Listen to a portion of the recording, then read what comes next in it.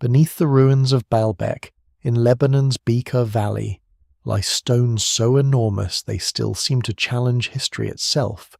Some weigh hundreds of tons. One unfinished block in the quarry may have reached nearly 1,600 tons. No engines, no steel cranes, no modern machines, only ancient hands, lost methods, and a sacred ambition almost too heavy to imagine. So who really built Baalbek, and why did they choose stones so massive that even today they feel impossible? Before we go deeper, take a moment to like the video and subscribe. If this is the kind of ancient mystery and forgotten history you enjoy, then stay with me, because the truth behind Baalbek may be even more fascinating than the legends. The stones are already waiting in the half-light, long before the sun reaches the Bekaa Valley. They lie beneath the ruined columns of Baalbek like the bones of something too large to belong to ordinary history. Blocks of limestone so enormous that even standing beside them does not make them easier to understand. The eye measures them, fails, and measures them again. A person becomes small beside a Roman column, smaller beside the podium that holds it, and almost absurd beside the deepest foundation stones, where the most famous blocks are not decorative ornaments, not statues, not triumphal arches, but buried pieces of a platform. They do not announce themselves with carved faces or inscriptions.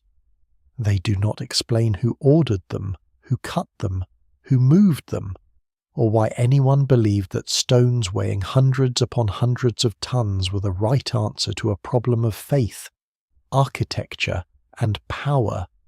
Baalbek stands in what is now Lebanon, between the Lebanon and anti-Lebanon mountain ranges, in a valley that has always felt like a corridor between worlds.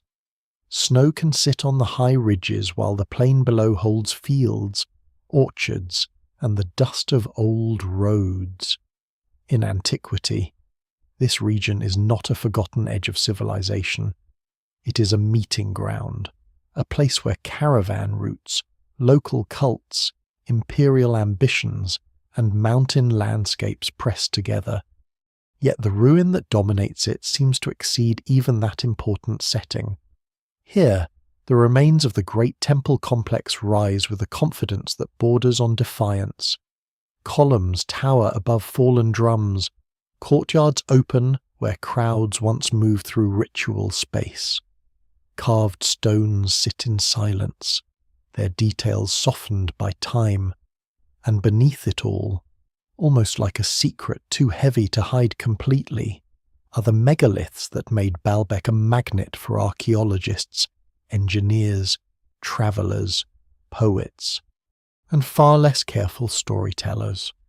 Before we go deeper, take a moment to like the video and subscribe, if this is the kind of history and mystery you enjoy, because Baalbek is not simply a story about big stones. It is a story about how human beings learn to turn landscape into authority, labour into monument, and belief into architecture so massive that later ages could scarcely accept it as human work. The central mystery begins with a platform. At Baalbek, the great Roman sanctuary of Jupiter was built on a raised podium, and within the retaining walls of that podium are some of the largest stone blocks ever used in ancient construction. The most famous are the three stones known as the trilithon. Each is roughly 19 meters long, more than 4 meters high, and more than 3 meters deep, with estimated weights often placed around 800 tons or more.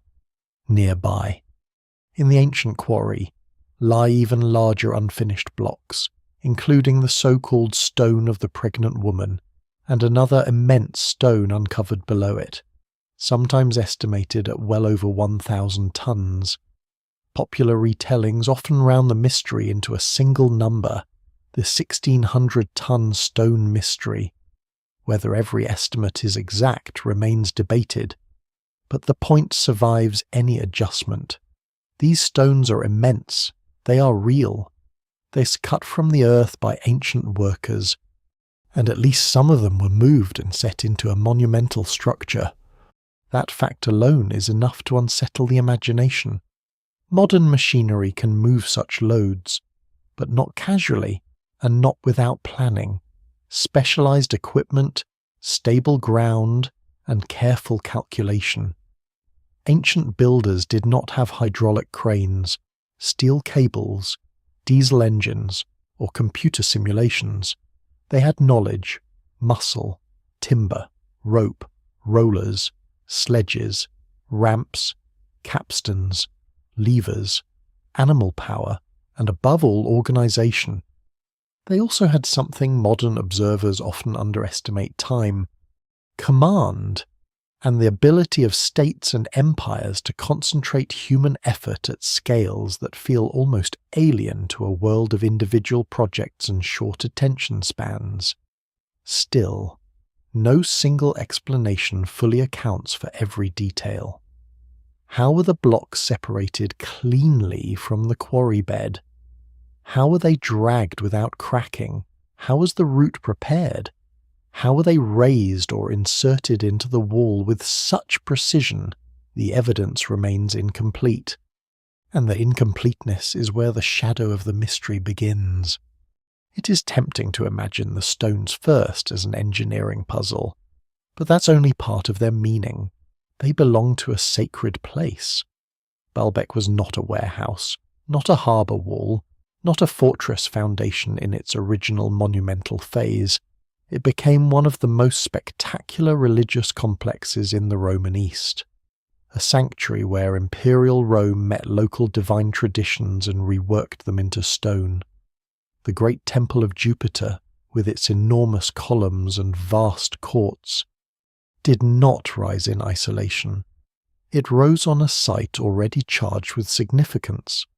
What survives in the record suggests that older beliefs, older sacred associations, and older local identities lay beneath the Roman skin of the monument. The Romans did not simply build in empty space. They often absorbed sacred landscapes, renamed gods, expanded sanctuaries, and clothed local power in imperial architecture. That matters, because the question who built Baalbek has more than one answer. Roman builders almost certainly constructed the great visible temple complex in its famous monumental form. Roman engineering, Roman money, Roman imperial ambition, and local labour all belong in the answer, but Baalbek is layered. It is not a single moment frozen in stone. It is a place where pre-Roman cults, Roman transformation, later Byzantine changes, medieval fortification, earthquake damage, reuse, excavation, and modern myth all sit on top of one another. The stones do not speak from one clean period. They have been touched by many hands and interpreted by many imaginations. This is why Baalbek attracts both scholarship and speculation. The scale feels too large for the ordinary explanations people expect. The unfinished stones in the quarry seem to ask why ancient builders would even attempt such a thing.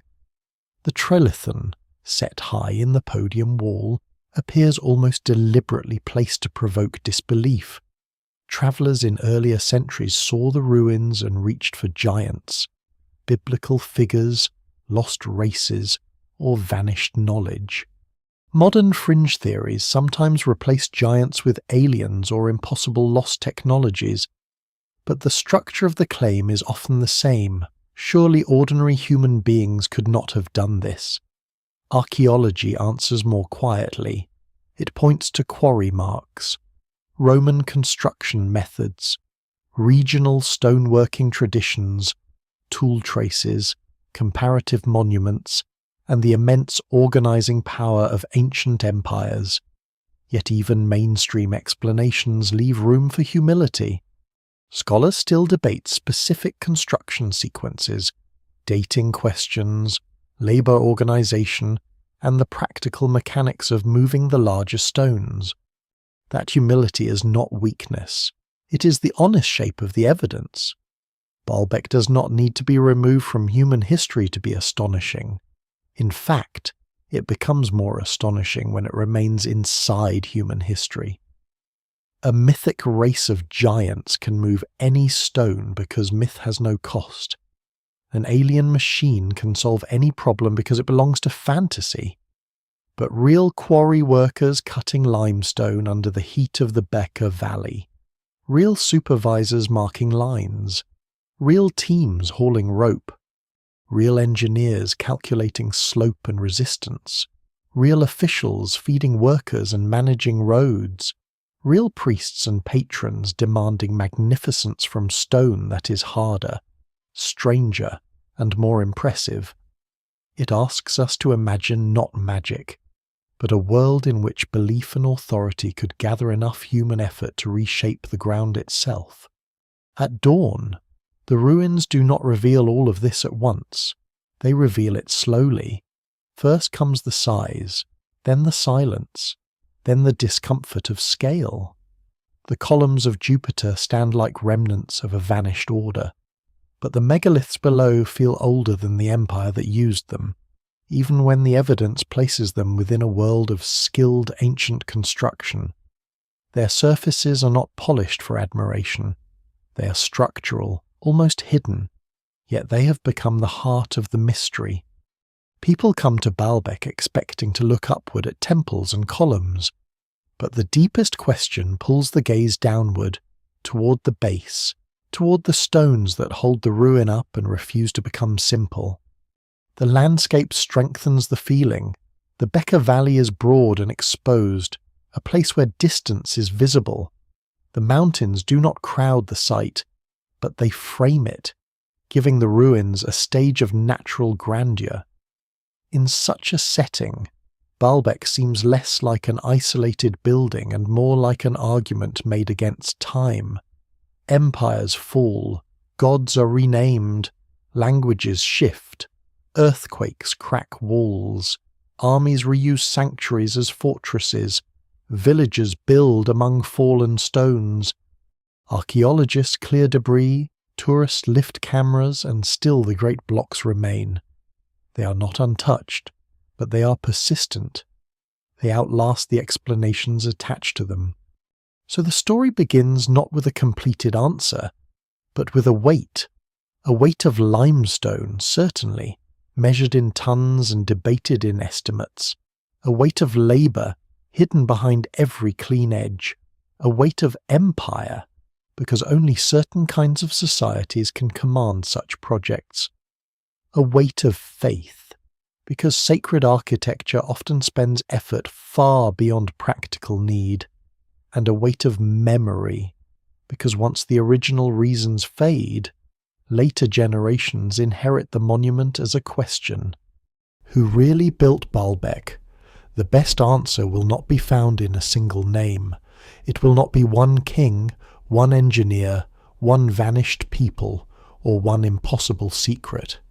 It will be found by moving backward through the layers from the Roman sanctuary to the older sacred landscape, from the finished platform to the quarry scars, from the myth of giants to the mechanics of labour, from the spectacle of stone to the society that made such spectacle necessary. The stones are enormous, but the deeper mystery is not only how they moved, it is why a civilization wanted them there badly enough to try. Long before Rome gives Baalbek its most famous face, the valley already has its own memory. The later columns, courts, and carved capitals can make the Roman period feel like the beginning of the story, because Roman stone has a way of dominating everything around it. It rises with such order and scale that earlier traces seem to shrink beneath it. But the Bekaa Valley does not begin as a blank page waiting for imperial architecture. It is an old human corridor, a fertile inland passage between mountains, a place where settlement, movement, worship, and exchange take shape across centuries before the great temples become visible in the form known today. The valley itself helps explain why people keep returning. It stretches between high ridges, watered by rivers and seasonal flows, open enough for agriculture and movement, protected enough to feel distinct. In ancient times, such a landscape is valuable not only for crops but for connection. Routes running through this region link the Mediterranean coast with inland Syria and Mesopotamia. People, goods, stories, gods, and political influence pass through, leaving behind a layered cultural world rather than one clean identity. Baalbek grows inside that layered world. What survives in the record suggests that the place has sacred importance before the Roman sanctuary, though the evidence remains incomplete and often difficult to separate from later rebuilding. The name itself hints at older roots. Baalbek is commonly understood as connected with Baal, a title used in the ancient Levant for a lord or deity, and the site later becomes known in the Greco-Roman world as Heliopolis, the city of the sun. Names like these are not simple labels. They are fossils of belief, traces of how different cultures interpret the same place through their own sacred vocabulary. A local divine lord, a solar association, a Roman Jupiter, and later Christian and Islamic layers all gather around the same ground. Scholars still debate the exact continuity between the earlier cults and the later Roman temple, but the pattern is familiar across the ancient Near East. Powerful sanctuaries often survive by changing language, changing gods, or changing political patrons while keeping something of the old sacred force attached to the place. That older sacred force is difficult to reconstruct because monumental rebuilding can erase as much as it preserves. When a later empire expands a sanctuary, it may level earlier structures, reuse stone, bury foundations, or impose a new plan over older arrangements. At Baalbek, the Roman complex is so massive that it overwhelms the archaeological visibility of what came before. This creates one of the quiet frustrations of the site. The deeper past is present, but not always clearly readable. There are indications of pre-Roman occupation and cultic significance, yet the exact shape of the sanctuary before Rome remains uncertain. It may have included local religious structures, open-air worship, smaller temples, sacred enclosures, or features tied to water and landscape. No single explanation fully accounts for how the pre-Roman sacred site developed into the imperial complex, because the evidence has been disturbed by centuries of construction, damage, and reuse. Still, the broad outline is plausible. The people of the region do not need Rome to teach them that the place matters. The Levant is filled with sacred high places, local gods, storm gods, fertility associations, solar cults, mountain sanctuaries, and ritual landscapes tied to springs, stones, groves, and roots. In such a world, a site's power is not always contained in a building. It may belong to the view of mountains, the presence of water, the agricultural cycle, the memory of ancestors, or the authority of a local deity whose name shifts as languages shift around him. Baalbek likely belongs to this older pattern before it becomes a Roman masterpiece. Rome does not create the sacredness from nothing. Rome magnifies it. That magnification is one of the empire's great talents. Roman power often works by recognizing local importance and then making it serve a wider imperial language.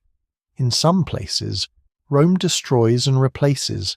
In others, it absorbs and enlarges. A local god can be identified with Jupiter. A regional sanctuary can become an imperial showcase. A sacred site rooted in the life of a valley can be turned into a monument that speaks to visitors from across the eastern provinces. The genius of this system is that it allows continuity and conquest to appear together. Local worshippers may still feel they are approaching an old divine presence, while Roman officials and elites see a temple that confirms the empire's reach and order. Before that transformation, the valley's human world is already complex.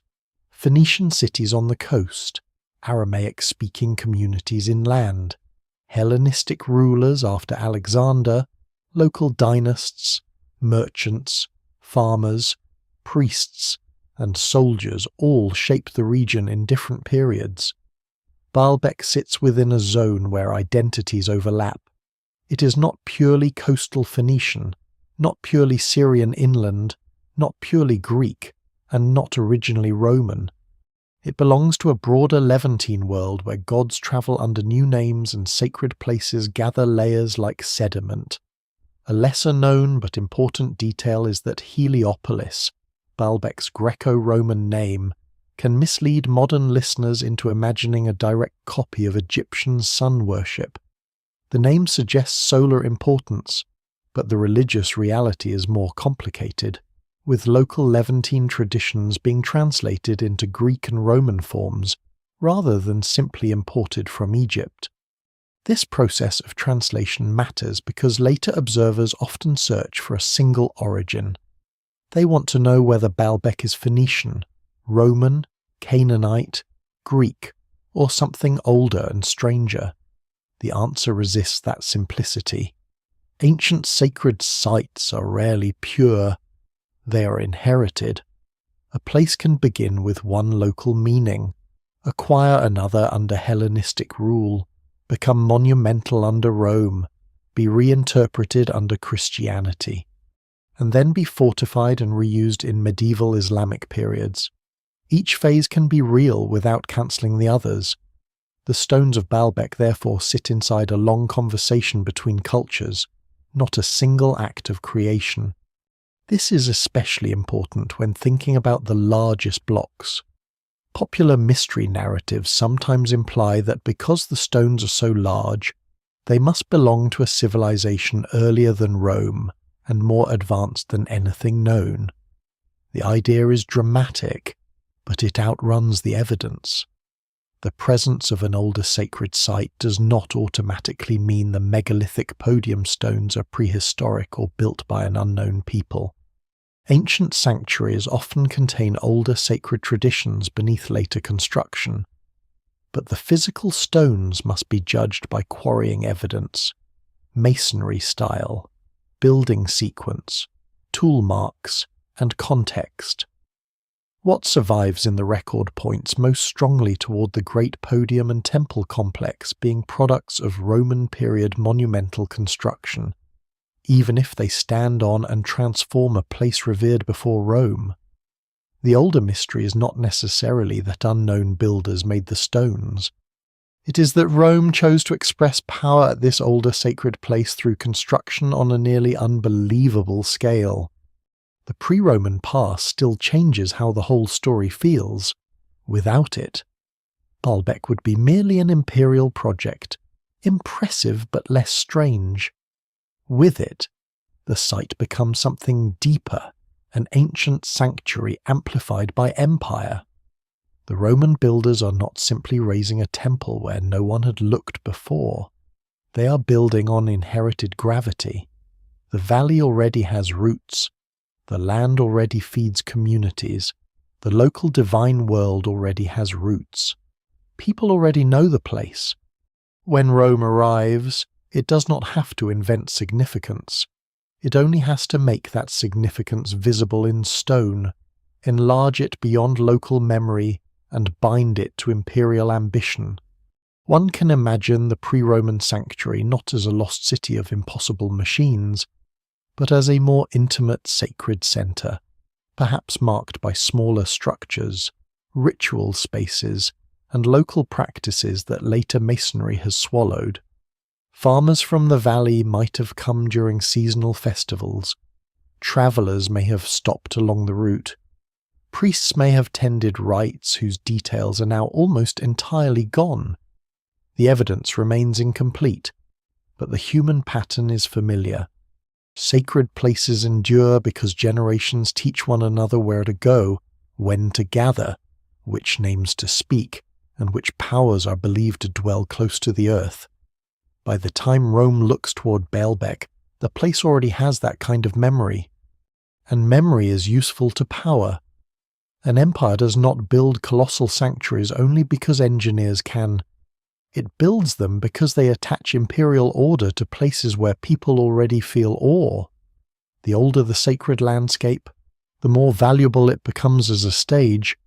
Rome can arrive in the Bekaa Valley and say, in effect, that the old god is now also Jupiter, that the local sanctuary is now also an imperial monument, that the valley's sacred heart now beats within the architecture of the empire. This is not always a gentle process.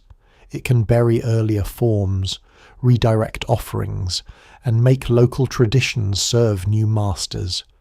But it also preserves the importance of the place in a transformed form.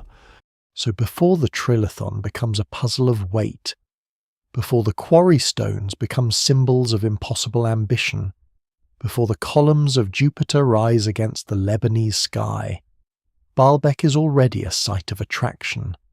Its first mystery is not mechanical, it is geographical and sacred. Why here? Why this valley? Why this ground? The later stones will make the question louder, but they do not create it. They inherit it. Beneath the Roman platform lies not just older earth, but older attention.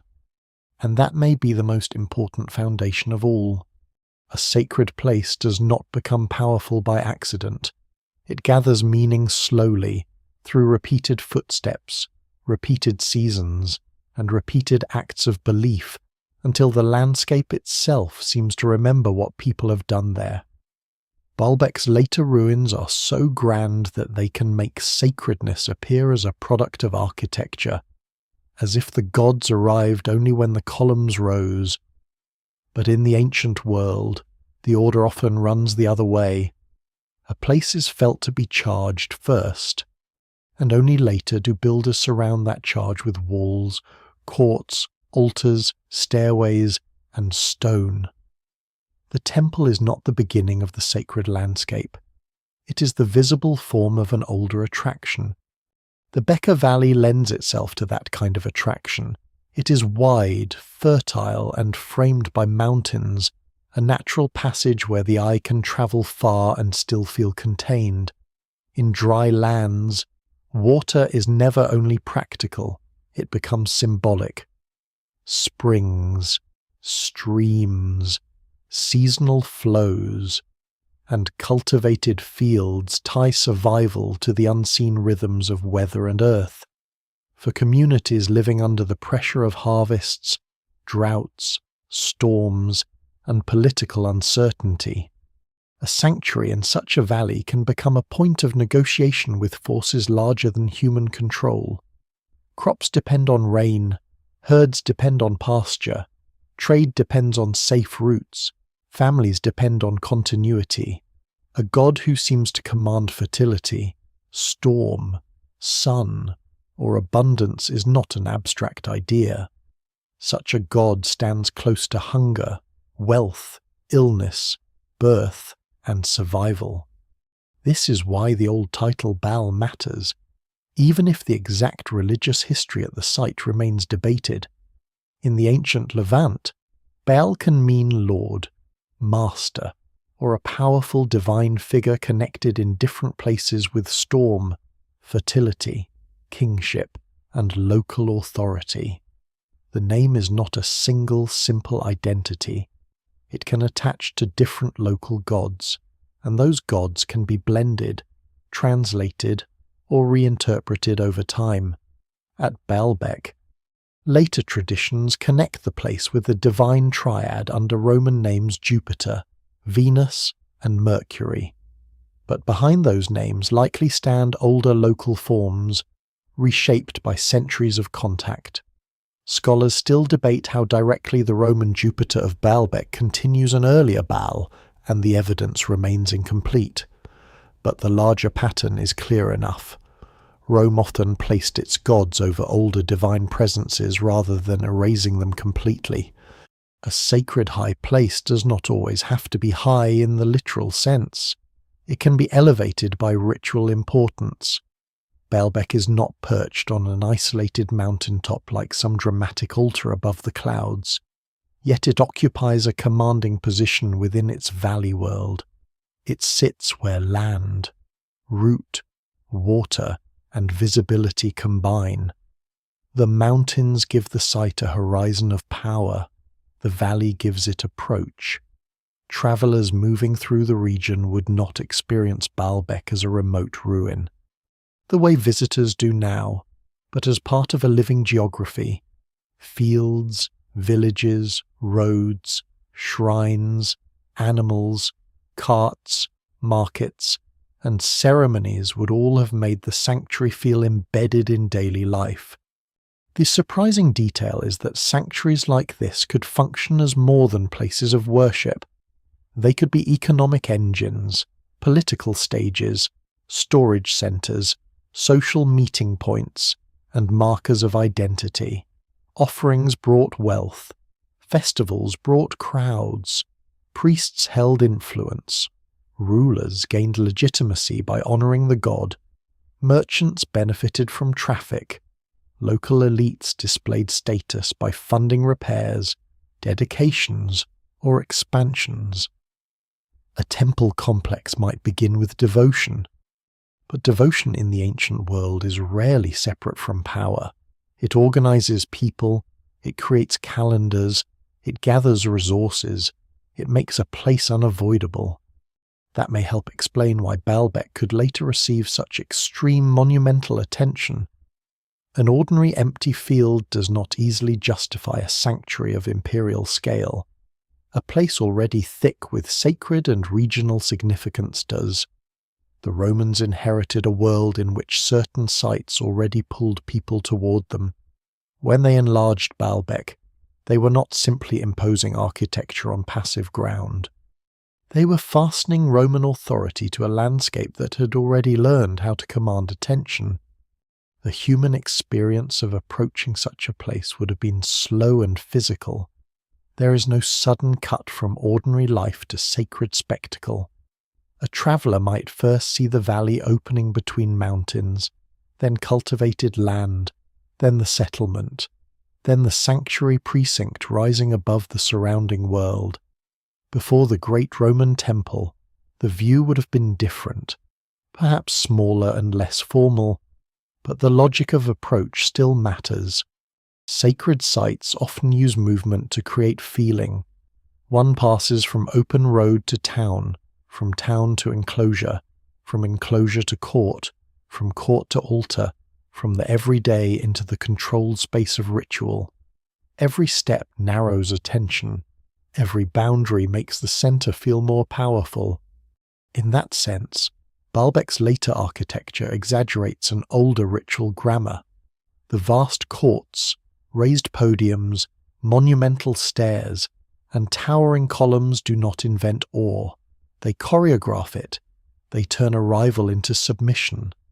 A person walking into the Roman sanctuary would feel the body's own smallness long before thinking about theology. The builders understood scale not merely as engineering, but as psychology. Stone could make the sacred visible by making the human observer feel temporary, fragile and watched. Yet the sacred power of the place cannot be reduced to Roman design. Local memory persists even when its details are obscured. The people of the valley likely knew stories about the site that never entered surviving inscriptions. They may have associated it with older divine acts, seasonal blessings, ancestral vows, or protective forces tied to the land. Most of those stories have vanished.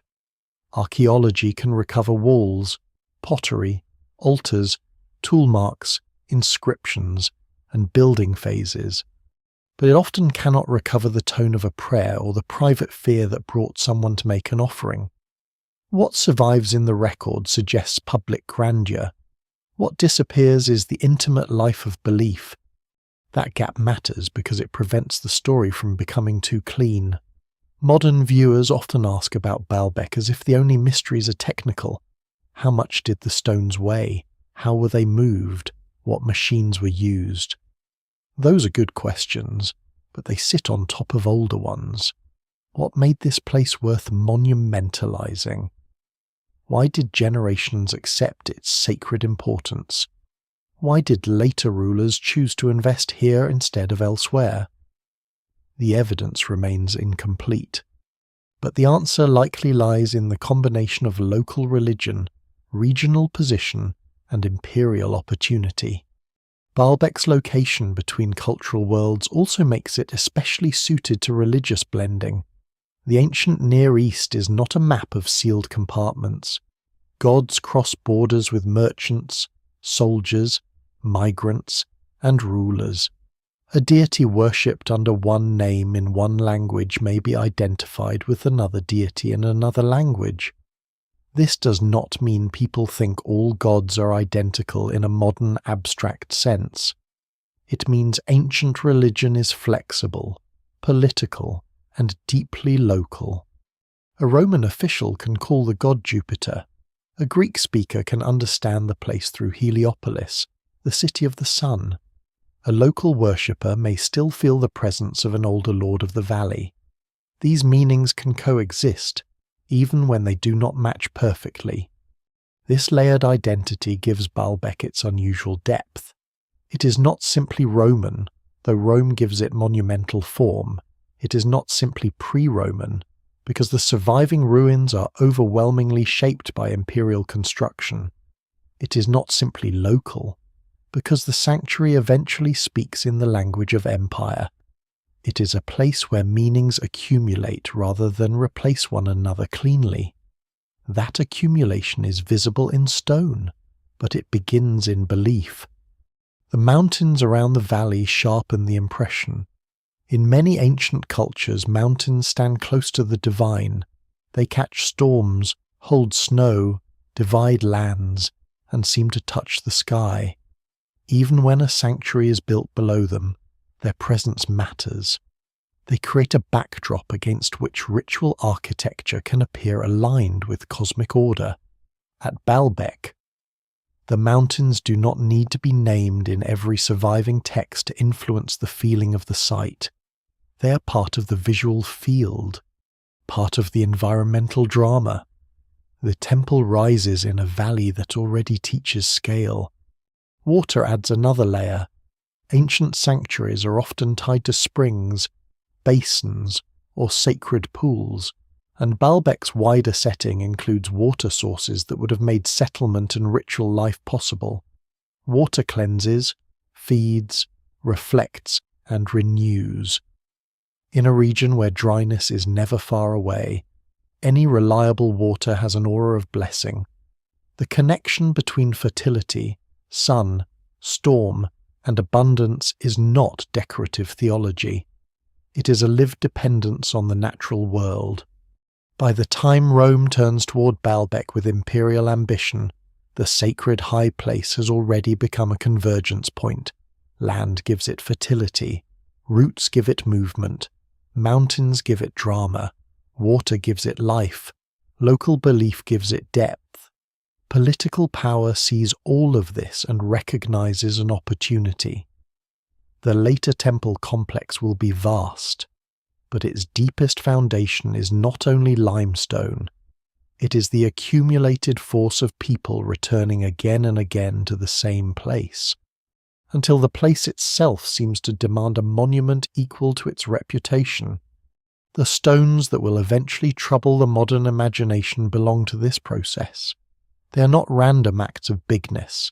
They are part of a sanctuary that grows from landscape, belief, and authority. Their mass is physical, but their purpose is also symbolic. They make permanence visible. They make sacred power heavy.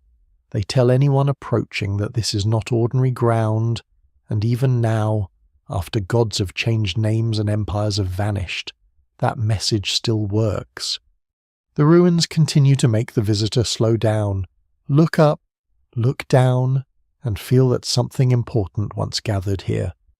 Rome does not enter the Bekaa Valley as a stranger to sacred places. By the time Roman authority spreads across the eastern Mediterranean, the empire has already learned that conquest is not only a matter of armies, roads, taxes and governors, it is also a matter of gods. A city can be defeated by force, but a landscape is governed more deeply when its holy places are drawn into the language of the new power. The Romans understand this with unusual patience. They do not always need to destroy what came before. Often, they rename it, enlarge it, regulate it, and make it shine with imperial stone. Baalbek becomes part of that larger pattern. After the region falls within the orbit of Roman power, the old sacred centre is not abandoned as a relic of local religion, it is transformed. The place known in the Greco-Roman world as Heliopolis begins to take on the form of an imperial sanctuary, a religious complex that can speak both to local worshippers and to the ambitions of Rome. This transformation does not happen in a single clean moment. Monumental building in the Roman world often unfolds across generations, shaped by changing emperors, local elites, available wealth, engineering decisions, and delays that leave their marks in stone. The evidence remains incomplete, and scholars still debate precise phases of construction, but the broad direction is clear. Rome takes a sacred place already heavy with local meaning and gives it a monumental body. That body is astonishing. The Roman sanctuary at Baalbek is not modest provincial architecture.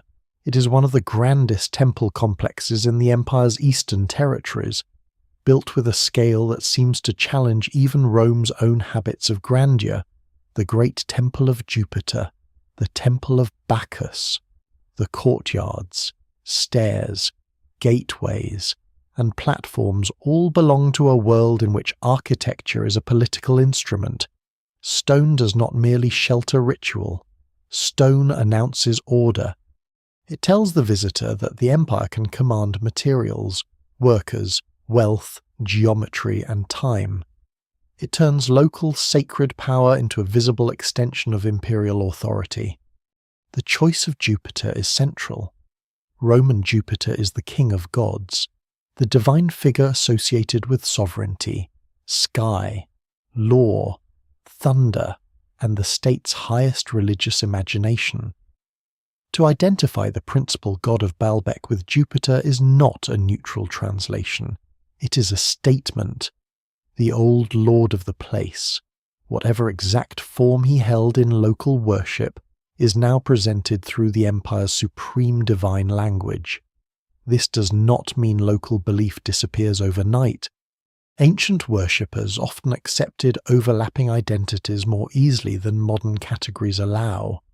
A god could be local and imperial, old and newly named, familiar and foreign at the same time.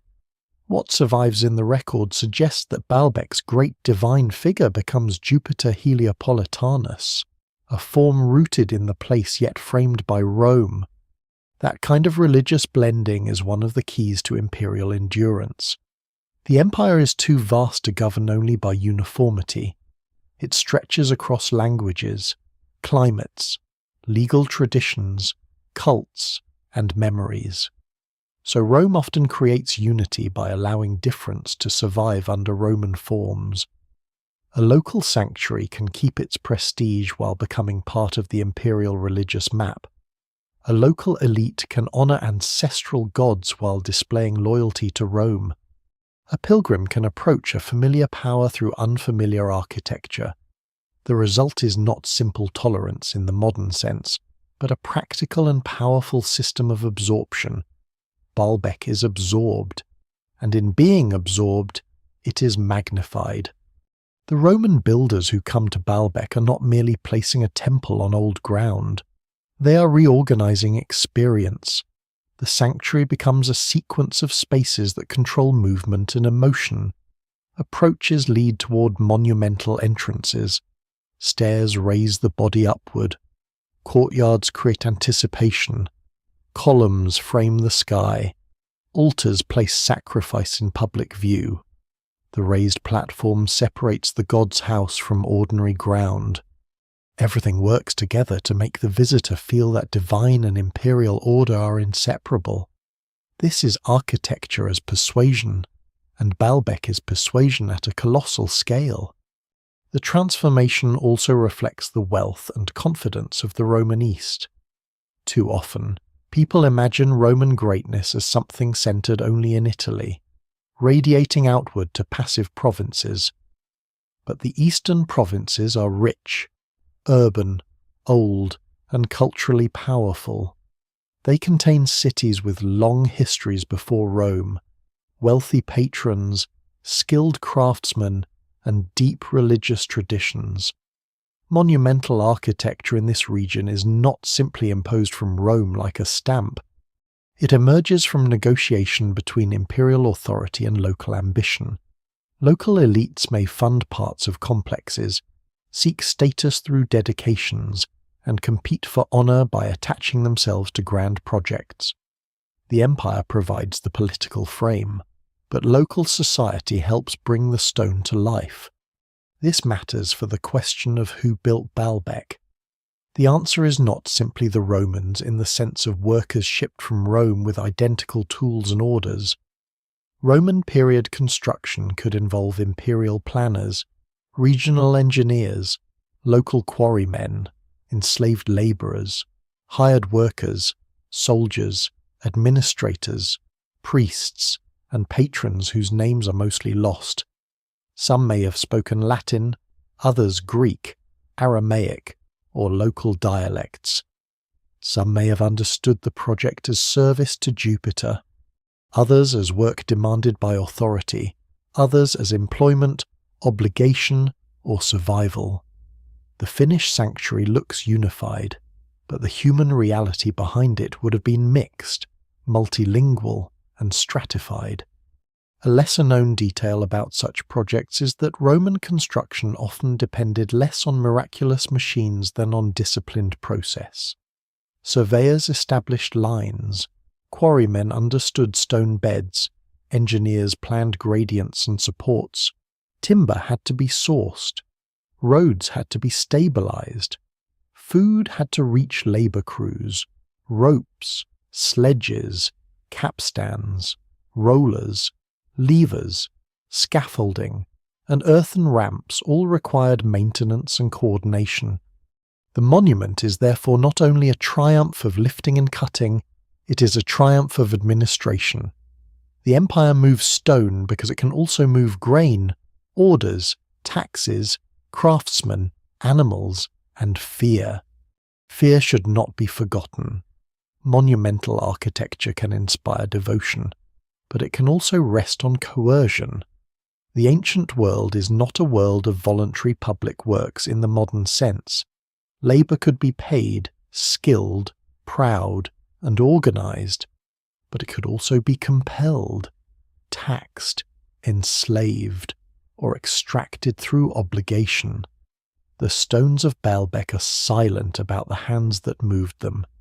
They do not tell us how many workers were injured, how many animals collapsed, how many overseers punished delay, or how many families supplied food and materials under pressure. The evidence remains incomplete, but no honest account of ancient grandeur should separate beauty from burden. At the same time, reducing Baalbek only to oppression would also be too simple. Sacred construction can generate real pride. Craftsmen may have recognized the extraordinary nature of their work. Local communities may have seen the growing sanctuary as a sign of their city's importance. Priests may have understood its scale as proper honor for the god. Patrons may have competed to leave their names attached to something lasting. Rome's power could be heavy, but it could also create arenas where local ambition flourished. Baalbek's transformation likely involved both command and aspiration, both extraction and devotion. As the sanctuary expands, the older sacred landscape is not erased so much as overwhelmed. The new Roman form becomes the visible memory, the one later centuries will inherit. A visitor arriving in the imperial period would not see the earlier sanctuary as archaeologists imagine it beneath the surface. They would see a world-remade colossal platform, vast courts, polished columns, sculpted ornament, ritual spaces arranged with imperial confidence. The old god now wears Roman grandeur. The valley's sacred centre has become a monument that speaks across provinces. And still, underneath the clarity of the Roman form, something older lingers. That is part of Baalbek's fascination. The empire has the tools, wealth, and administrative reach to build the famous complex, yet it chooses a place whose importance did not begin with the empire. The result is not a Roman monument planted on meaningless soil, but a Roman answer to a pre-Roman question. The question is why this ground matters. Rome answers with scale. This is where the story begins to tighten around the stones. The transformation of Baalbek into a Roman sanctuary creates the need for a platform worthy of the project. The god must be elevated, the courts must be stabilized, the architecture must dominate the settlement and the valley around it. The builders do not think only in terms of walls, but in terms of impression. A sanctuary of Jupiter Heliopolitanus cannot appear ordinary. It must feel inevitable, as if the earth itself has been squared, lifted, and disciplined for the god. The enormous blocks in the podium belong to that desire for permanence. They turn sacred authority into mass. They make the foundation itself part of the message. Later visitors may focus on the columns, the carved friezes, or the temple facades. But the builders understand that grandeur begins below eye level. Before the god rises, the ground must be conquered. Before the columns stand, the platform must command the slope, the approach, and the imagination. The megaliths are not isolated curiosities. They are the base of an imperial statement. Rome enters the valley, then, not merely as an occupying power, but as a translator of sacred force into architecture. It takes local reverence, regional importance, and imperial ambition, and binds them into one of the most daring building projects of the ancient world. The old sanctuary becomes a stage on which the empire can display its confidence. Yet by choosing stones so large that even modern observers hesitate before them, the builders also create a mystery they did not intend. They meant to make power look permanent. Instead, they left behind a question heavy enough to survive the empire itself. The Temple of Jupiter rises first in the imagination as height. Even in ruin, after collapse, quarrying, earthquakes, weather, and centuries of reuse, the surviving columns still make the body pause. They stand on the great platform like the last witnesses of a vanished ceremony, 6 immense shafts lifting fragments of entablature into the open air. Around them, fallen stones lie in pieces too large to feel broken in any ordinary sense. A single drum from a column can seem like a small room turned on its side. A carved block can look heavy enough to defeat any modern idea of convenience. Yet the original temple was not meant to be seen as wreckage. It was meant to overwhelm. In its completed form, the sanctuary of Jupiter at Baalbek would have been one of the most imposing religious spaces in the Roman world. The temple itself stood within a broader complex of courts, gateways, stairways, and ritual spaces, all arranged to magnify approach. The visitor did not simply arrive at the god's house. The visitor was processed toward it, shaped by architecture before reaching the central shrine. The scale worked slowly on the mind. First, the precinct announced separation from ordinary life. Then the courts expanded the sense of distance. Then the raised platform and temple columns forced the gaze upward. By the time one stood before Jupiter Heliopolitanus, the message had already been delivered through stone. This god belongs to a power that can command the earth. The temple's ambition is easier to understand when placed inside the Roman imperial imagination. Rome does not build only for shelter or function. It builds for memory. Temples, forums, Amphitheatres, baths, roads, aqueducts, and triumphal arches create a geography of authority. They teach people where power resides and how it wishes to be seen. At Baalbek, that desire becomes almost extravagant. The empire takes a sanctuary in the Bekaa Valley and gives it architecture that rivals or exceeds many better-known monuments closer to the imperial centre. This is not a provincial afterthought. It is a deliberate act of magnificence. The political meaning is subtle but firm. Jupiter is the god of sovereignty, and a great temple to Jupiter in the eastern provinces does more than honour a deity. It binds the region into Roman cosmic order. The empire presents itself not merely as a military occupier, but as the guardian of divine hierarchy, civic order, and prosperity. The sanctuary becomes a place where local devotion and imperial ideology can meet. Worshippers may come for blessing, festivals, vows, healing, fertility, or public ceremony, but the space surrounding them continually reminds them that their sacred world now stands within Roman power. Yet there is also a local dimension that should not be flattened. Baalbek's Jupiter is not simply the Capitoline Jupiter copied and pasted into Lebanon.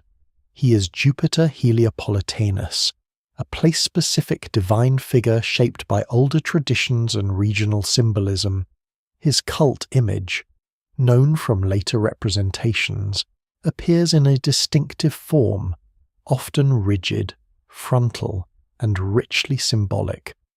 Unlike the familiar bearded classical Jupiter seated with thunderbolt, this detail matters because it shows that Baalbek's Roman religion is not just cultural replacement, it is translation. The god becomes Roman enough to fit imperial language, but local enough to remain rooted in the sanctuary's older identity. The temple therefore speaks in two registers at once to Rome.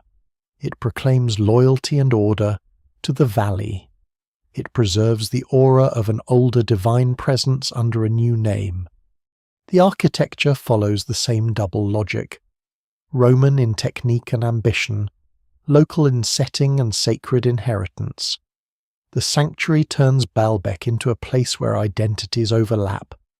The builders use the grammar of imperial monumentality, but the project's emotional force depends on the valley's prior importance.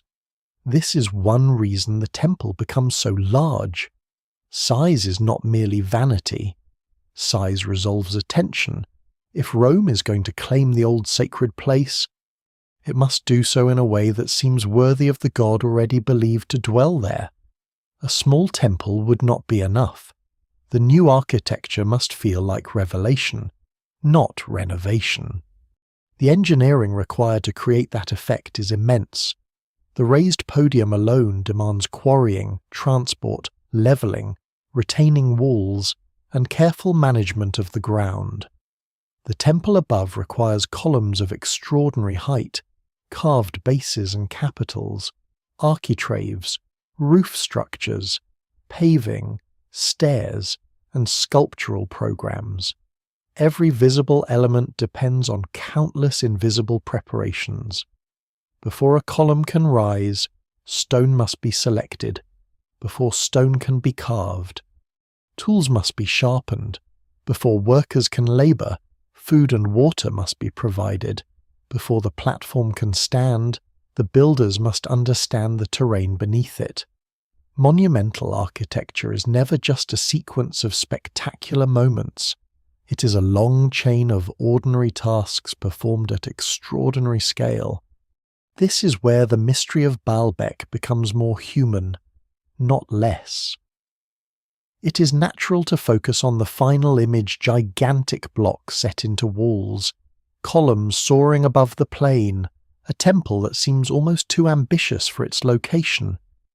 But the project would have been built day after day by people whose names mostly disappeared. Quarrymen cut channels around blocks. Stonecutters shaped surfaces. Carpenters made sledges, frames, wedges, and scaffolds. Rope makers twisted fibres into lines strong enough to bear terrifying strain. Surveyors checked alignments. Overseers shouted orders. Priests watched the god's future house take form. Animals pulled, men pushed, and administrators worried over supplies. The temple rises because many forms of expertise converge. A surprising truth about ancient engineering is that it often appears more mysterious when we underestimate patience. Modern minds tend to imagine construction as a problem solved by a single machine. The ancient world often solved it by preparation, repetition, and mass coordination. A task that seems impossible in one dramatic lift may become possible through ramps, gradual movement, incremental adjustments, and weeks or months of controlled effort. This does not make the work easy. It makes it conceivable, and at Baalbek, conceivability is important, because the stones are large enough to tempt people toward impossible explanations. The mainstream view does not require magic. It requires an empire willing to spend enormous resources on a sacred statement. Still, even with that view, scholars continue to debate details. The exact timeline of the Temple of Jupiter's construction is not fully settled. Different parts of the complex may have been begun, altered, completed, or left unfinished across long periods. Some architectural elements suggest changing plans. Some stones raise questions about construction sequence. The evidence remains incomplete because ruins are not blueprints. They're interrupted processes, earthquakes, later rebuilding. Stone robbing and archaeological disturbance complicate the picture. What survives shows ambition, but not every decision behind that ambition. The temple's decoration would have deepened the effect. Roman sacred architecture often uses ornament not as empty beauty, but as a language of abundance and divine order. Carved vegetal motifs, symbolic figures, mouldings, and sculptural details turn stone into controlled life. At Baalbek, the surviving carvings from the wider complex display a richness that contrasts with the raw mass of the podium stones. This contrast is part of the site's power. Below, enormous blocks speak of foundation, weight, and command. Above, columns and decoration speak of ritual, beauty, and divine presence. The sanctuary needs both. Without the mass below, the temple lacks authority. Without the sacred form above, the mass becomes only engineering. The Temple of Jupiter also changes the social life of Baalbek. A sanctuary of this scale draws people, wealth, and attention. Festivals would bring crowds into the city. Offerings would circulate through priestly and civic networks. Artisans would find work. Local elites would gain prestige. The temple would mark the city as a major religious destination, not merely a settlement in a fertile valley. Monumental sacred architecture can remake an urban identity. A town becomes known through its god. Its god becomes known through its temple. Its temple becomes known through its scale. In this way, Baalbek stones do not simply reflect importance, they manufacture it. But grandeur carries vulnerability inside it. The larger the monument, the more it depends on the systems that maintain it. Roofs need repair, columns need stability, rituals need funding, priests need support, roads need security. The temple is a machine of meaning, and like all machines, it requires energy. When imperial priorities shift, when religious life changes, when earthquakes strike, when economies weaken, the same scale that once proclaimed permanence becomes a burden. Baalbek's later ruin is not an accident outside the story. It is the other face of its ambition. What is built to outlast ordinary life may still outlive the world that knows how to care for it. For now, in the age of its rising, the sanctuary does not imagine ruin. It imagines eternity. The platform is made to seem immovable. The god's house is lifted above the valley. The columns arrange sky and stone into a single vision of order. The temple tells worshippers that Rome is strong, that Jupiter is present, that the old sacred ground has not diminished but expanded into imperial grandeur. And somewhere beneath that message, the great foundation stones settle into place. Not yet famous as mysteries, not yet separated from the monument by modern fascination, but already performing their silent work. They hold the temple, they hold the ambition, they hold the future question. The mystery sharpens when the eye leaves the columns and follows the wall below them.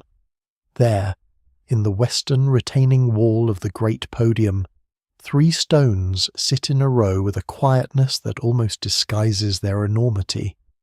They're not placed where a casual visitor might first expect the wonder to be.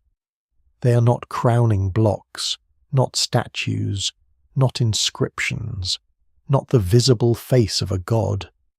They are foundation stones, part of the vast body that supports and frames the sanctuary. Yet they have become the most famous stones at Baalbek because their scale does something strange to the mind. They make the rest of the ruin, already colossal, seem suddenly measurable by an even larger standard.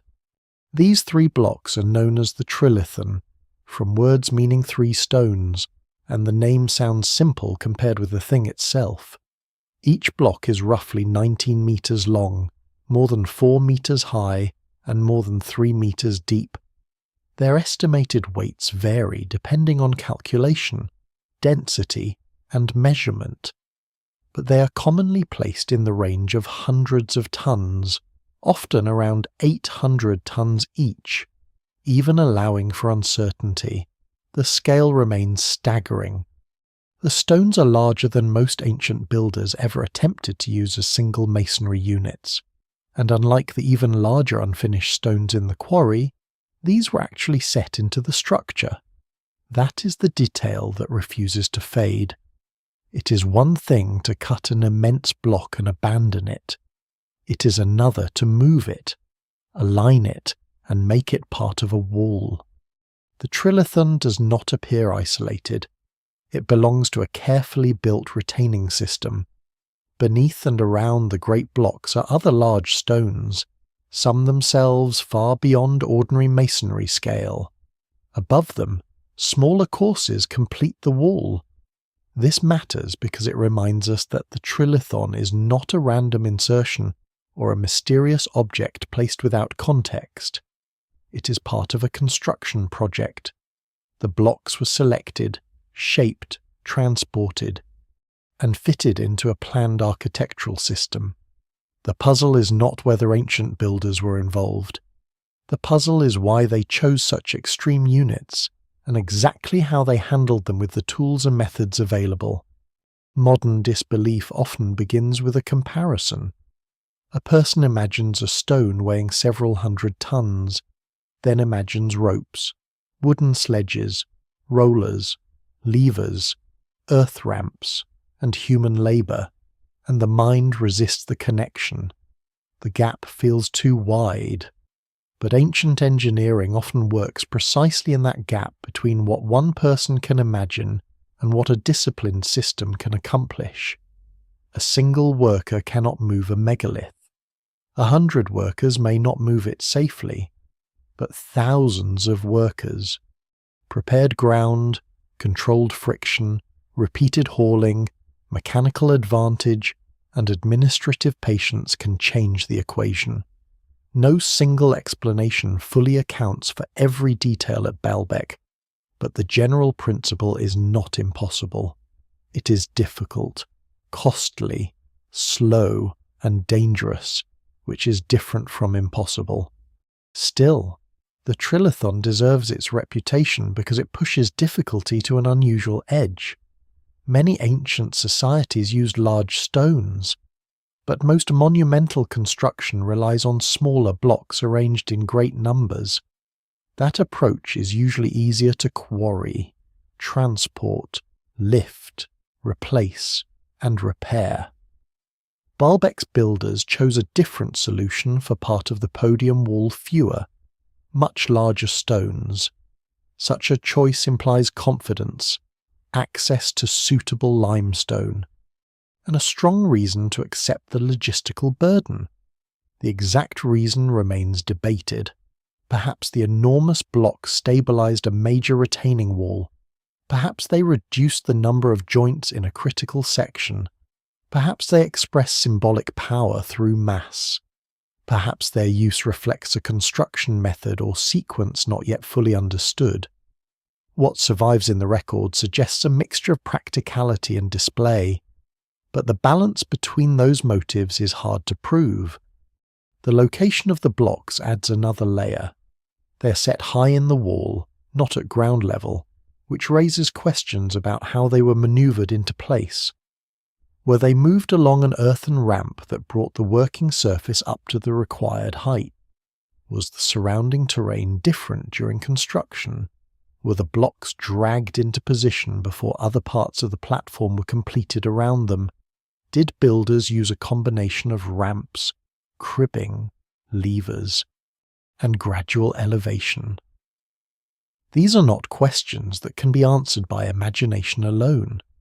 They require attention to the site's topography, quarry location, construction phases, and traces that may have been erased by later changes. Scholars still debate the precise mechanics, and responsible explanations remain cautious.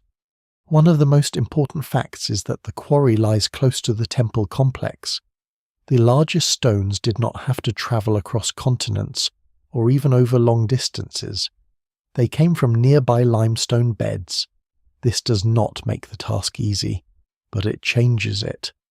Transporting an 800-ton stone a short distance over prepared ground is still an enormous challenge, but it is a different challenge from moving it across mountains or rivers.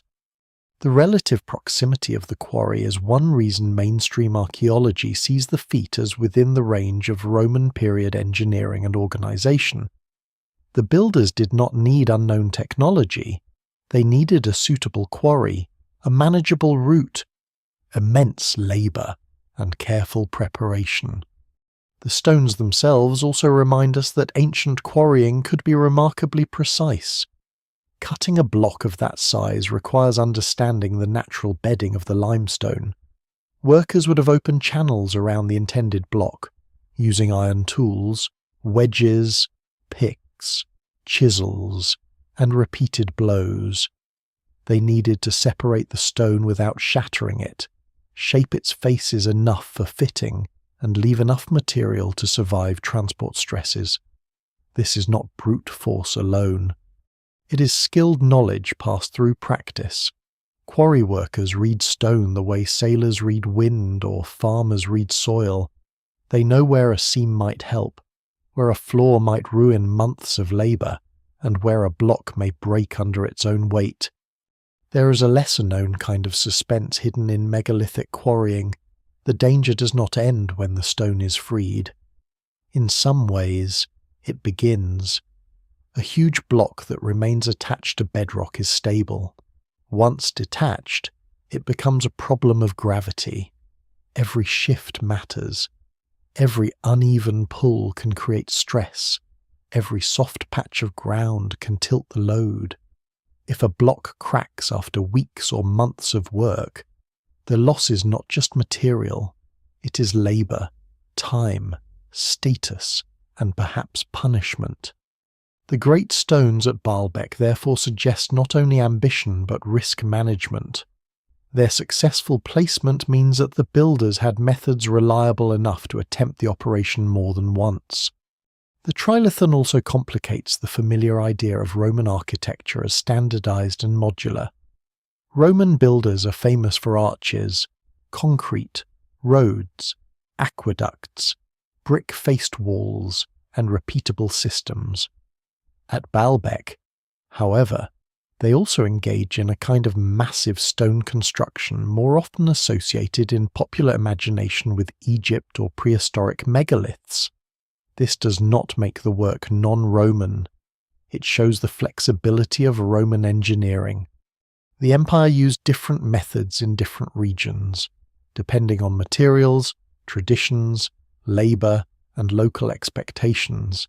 In the eastern provinces, where older stoneworking traditions were deep and skilled, Roman projects could absorb and expand those practices. Baalbek may be Roman in its imperial framework while also drawing on regional expertise in large block masonry. This is important because the phrase Roman built can accidentally hide the people who actually touch the stones. The supervisors may have worked within Roman administrative systems, but the quarrymen and masons were likely local or regional specialists familiar with the stone of the Bekaa Valley.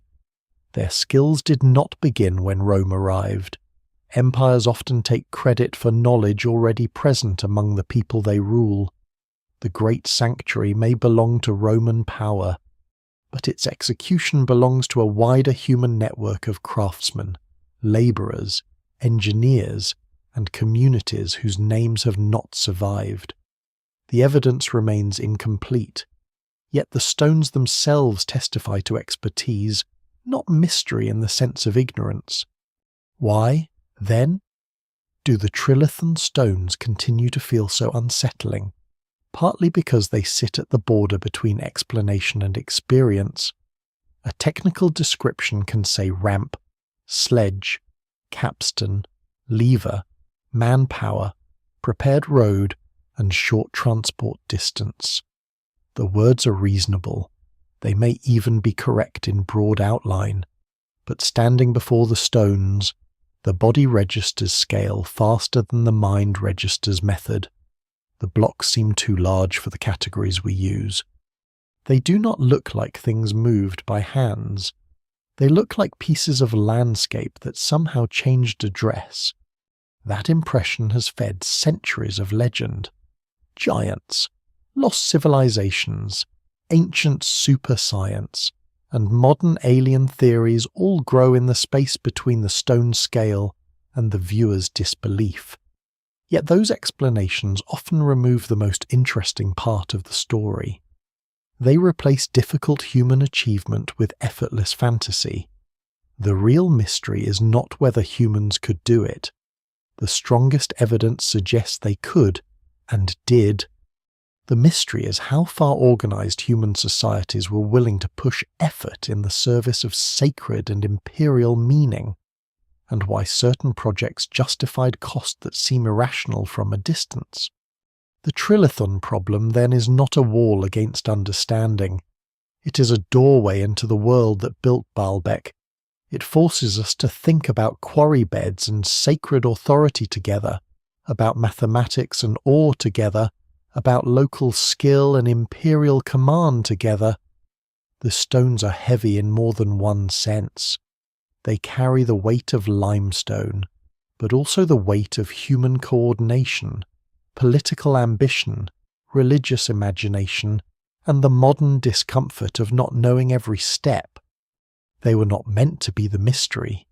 They were meant to be the foundation.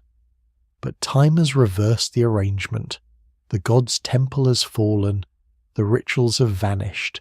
The empire that gave the sanctuary its monumental form has become history, and the blocks that were supposed to support the spectacle now command it. They remain in the wall, enormous and silent, asking not for a miracle, but for a fuller understanding of what ancient people could do when belief, power, skill, and labour all pulled in the same direction. The quarry lies close enough to Baalbek that the mystery does not have to travel far. That closeness is one of the most important details in the entire story, because it pulls the problem down from fantasy and returns it to terrain. The stones did not come from some distant mountain range beyond the horizon. They were cut from the limestone beds near the sanctuary, in a landscape where the same geology that made the valley habitable also made colossal construction possible. The builders did not merely find stone. They found stone in the right place, of the right kind, near a sacred site already demanding monumental expression. Yet the quarry does not make the mystery smaller. In some ways, it makes it sharper. There, among the scars of ancient extraction, lie unfinished megaliths that seem even more impossible than the blocks already placed in the podium wall. The most famous is often called the Stone of the Pregnant Woman, a name wrapped in local tradition and later imagination. It rests partly cut from the bedrock, massive and silent, as if the workers stepped away only yesterday and never returned. Nearby, another even larger unfinished block has been identified beneath or near the quarry level, deepening the sense that Baalbek's builders were not merely capable of handling large stones, but willing to attempt stones at the outer edge of practicality. These unfinished blocks are central because they show process. A finished monument can feel miraculous because the labour has disappeared into the result. A quarry exposes the labour before completion. It reveals channels, extraction lines, tool work, and the relationship between the intended block and the living rock from which it came. At Baalbek, the quarry tells us that the enormous stones were not imagined after the fact by storytellers. They were planned in the earth. Workers marked them, cut around them, and began the slow violence of separating architecture from geology. The Stone of the Pregnant Woman has often been estimated at around 1,000 tons or more, while another great unfinished stone in the quarry has been estimated even higher, sometimes approaching the famous 1,600-ton figure associated with Baalbek's largest megaliths. Estimates vary, and scholars remain cautious because weight depends on exact dimensions and stone density. But even conservative numbers leave the same basic truth intact. These are among the largest ancient stone blocks ever attempted. Their presence proves ambition. Their unfinished state proves that ambition had limits. That limit is one of the most fascinating things about the quarry. The abandoned stones are not proof that ancient builders had impossible technology. They are proof that ancient builders made choices, encountered problems, and sometimes stopped. A mythic machine would have no reason to leave a block stranded in the bedrock. Real workers would. A flaw in the stone, a miscalculation in size, a change in building plans, a difficulty in detaching the block, shifting political priorities, cost, danger, or simple recognition that the piece was too large to move safely could all explain abandonment. No single explanation fully accounts for every unfinished block, but their incompletion brings the builders closer to us. They were extraordinary, but not invincible. The quarry also teaches something about ancient intelligence. Modern people often imagine technological progress as a straight line, with the past always clumsy and the present always superior. Baalbek resists that arrogance. The workers who opened the quarry understood bedding planes, fractures, extraction angles, and the behaviour of heavy limestone. They knew how to cut channels along the sides of a block. They knew how much stone to leave attached while work continued. They likely used iron tools, wedges, hammers, chisels, picks, and repeated controlled labour. They did not need to understand geology in modern scientific language to possess practical geological knowledge. Their science was embodied in hands, eyes, shoulders, and habits learned from older craftsmen. There is a surprising quietness to quarry work that contrasts with the grandeur of the temple. The sanctuary is designed for awe. The quarry is designed for effort. It is a place of dust, sweat, shouted orders, dull impacts, splintered chips, and the slow advance of lines cut into stone. Every clean surface in the temple begins as noise in a quarry. Every sacred column begins as rock under tools. Every mysterious block begins with workers making a decision about where the earth should be opened. The quarry near Baalbek reminds us that ancient monumentality is rooted in damage. To build a temple, the builders must wound the landscape. They remove pieces of the valley and rearrange them into sacred order. This is one of the hidden contradictions of monumental religion. It honors the divine by cutting the earth apart. The finished sanctuary appears stable, harmonious, and elevated, but its birth takes place in extraction. The same valley that feeds crops and carries water is also carved into blocks large enough to make later civilizations doubt their own eyes. The unfinished stones may also reveal how builders thought about scale before final practicality intervened. When a block remains in the quarry, it preserves an intention at the moment before reality fully answered it. Someone believed a stone of that size was worth marking. Someone authorized labor to begin. That decision matters. It means the extreme scale was not an accident.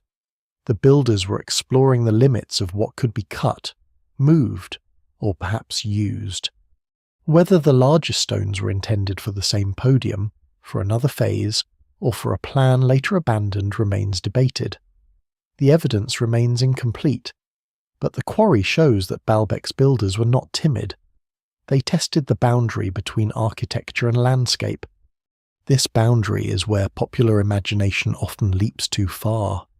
The unfinished stones are sometimes treated as if their size alone proves lost machinery or non-human builders. But a stone left in a quarry proves less about movement than about intention. It shows that workers could cut or begin cutting a block of vast size, not necessarily that they successfully transported that largest block. The difference is important. The trilithon stones in the podium are the strongest evidence for successful transport and placement of enormous blocks. The unfinished quarry stones are evidence for ambition beyond even that. Together, they show both capability and restraint, achievement and abandonment. In that combination lies a more believable mystery than any fringe theory offers. Ancient builders could do astonishing things, but they operated within material limits. They could organize labor on a scale that feels immense, but they still faced friction, cracking, gravity, weather, terrain, and human exhaustion. They could plan boldly, but plans could fail. Baalbek's quarry is not a place where impossible technology disappeared. It is a place where human ambition met limestone and negotiated. Sometimes successfully, sometimes not. The quarry's proximity to the sanctuary also raises practical questions about the construction route. The movement from quarry to podium may have involved prepared tracks, compacted surfaces, sledges, rollers in some phases, lubricated pathways, earthen ramps, or combinations of methods.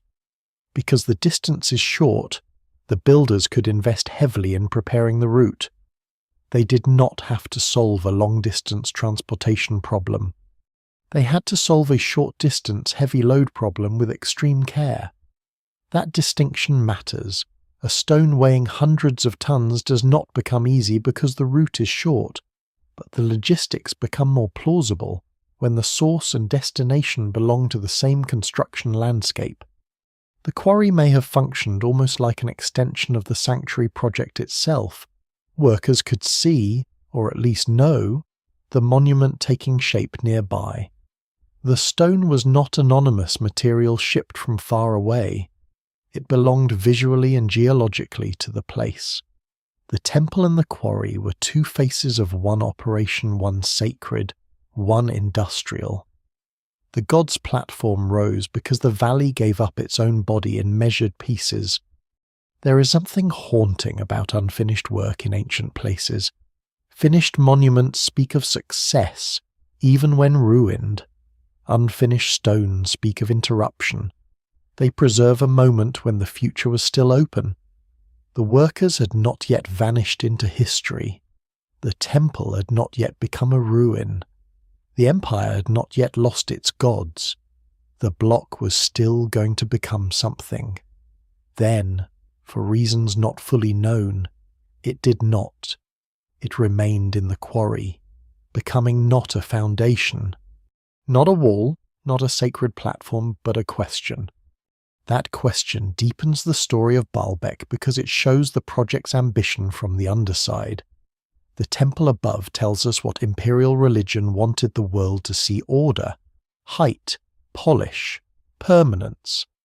The quarry tells us what that vision required before it became beautiful planning: risk, extraction, and the possibility of failure. It is here that the human builders become most visible, not through names or portraits, but through their unfinished decisions. Standing before the great quarry stones, one feels the mystery differently than at the temple. At the podium, the mind asks how the blocks arrived. At the quarry, it asks why this one never left. Both questions matter. Together, they reveal Baalbek not as a single impossible act, but as a long process of trying, succeeding, stopping, adapting, and leaving behind evidence that is powerful precisely because it is incomplete. The forgotten quarry is not just the source of the stones. It is the place where the monument's hidden struggle still lies exposed, half cut from the earth, waiting in silence beside the road to the gods. Moving the impossible begins with accepting that the impossible is often a name given to work whose steps have disappeared. When the finished stone sits in a wall, clean-edged and silent, the effort that brought it there becomes invisible. The ropes have rotted, the wooden sledges have vanished, the earthen ramps have been cut away, the workers have become dust, and the route has been altered by centuries of building, collapse, cultivation, and excavation. What remains is the block, and the block seems to have arrived without a story. That absence creates mystery. It also creates temptation. The strongest explanations for Baalbek do not depend on a single miraculous device. They depend on a sequence of ordinary ancient methods pushed to extraordinary scale. Quarrying, freeing, shifting, dragging, stabilizing, leveling, and placing are separate problems, and each could be solved in stages. A huge stone does not have to fly through the air. It does not even have to be lifted very far if the builders prepare the ground intelligently. In many ancient heavy-moving operations, the secret is not spectacular lifting but controlled sliding. The stone is kept close to the earth, supported from below, and moved gradually along a prepared path. This is less dramatic than imagining cranes taller than temples, but it is far more plausible. The first challenge is detaching the block from the quarry bed. Workers cut channels along the sides, creating enough space to shape and separate the mass. They may have used iron picks, chisels, hammers, wedges, and possibly wooden wedges soaked with water in some contexts. Though the exact methods at Baalbek remain debated, the aim is not to smash the stone free but to persuade it to separate along controlled lines. The block must remain intact. A crack running through the wrong place can turn months of labour into waste. The evidence remains incomplete, but the quarry stones show that workers could mark out and cut blocks of astonishing scale with precision enough to attempt movement. Once separated, the stone becomes a problem of friction. A block weighing hundreds of tons presses against the ground with enormous force. To move it, builders must reduce resistance or multiply pulling power, ideally both. Sledges are one likely method. A stone could be set on a massive wooden sledge, and the sledge could be dragged over prepared ground. The surface might be compacted, paved, greased, watered, or laid with timbers, depending on conditions. Rollers are often imagined, but they are not always ideal for extremely heavy loads, especially if the ground is uneven or the pressure crushes wood. A sledge spreads the load more broadly and allows more control, though at the cost of friction. Ancient engineers were practical. They used combinations, not slogans. levers would have mattered constantly. A lever does not move a megalith across a valley by itself, but it can shift one edge, adjust alignment, raise a corner, insert cribbing, free a jam, or guide a block into position. Ancient builders understood leverage deeply because their world required it. With enough small adjustments, a huge object can be made obedient in increments. This is one of the least glamorous truths about ancient engineering movement. Often happens not in one grand gesture, but in thousands of careful corrections. A stone advances a little, the ground is checked, the sledge is reset, ropes are tightened, wedges are placed, men rest, animals are repositioned. The process repeats until the impossible has moved a few more meters. Ropes are the hidden nerves of such an operation. They had to be strong, flexible, and replaceable. Fiber ropes can be made from materials such as hemp, flax, palm, or other plant fibers depending on region and period, and ancient societies were skilled at producing heavy cordage for ships, construction, and hauling. But ropes under extreme load are dangerous. If one snaps, it can kill. If tension is uneven, the stone may twist. Pulling teams must be coordinated, and the path must prevent sudden acceleration or sideways movement. This is where overseers, signals, rhythm, and discipline become as important as tools. A stone of the trilithon scale is not simply pulled, it is managed. Capstans and winches may also have played a role, though the details are uncertain. A capstan allows a smaller number of workers or animals to generate controlled pulling force through rotation, especially when anchored securely. Multiple capstans working together could apply power gradually, combined with sledges, levers, and prepared tracks. They offer a plausible ancient toolkit for heavy transport. None of this requires an engine in the modern sense. It requires mechanical advantage, anchoring points, strong materials, and patience. Scholars still debate which exact combination was used at Baalbek, but the broad family of methods belongs comfortably within known ancient engineering.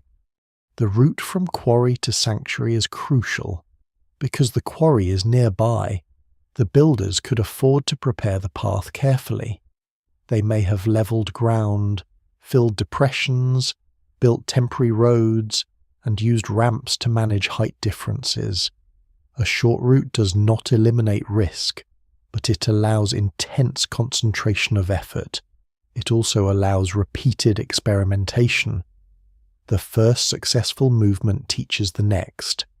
The workers learn where the ground sinks, where the sledge binds, where more timber is needed, where slope becomes dangerous. The movement of one enormous block is an engineering event. The movement of several becomes an institutional memory.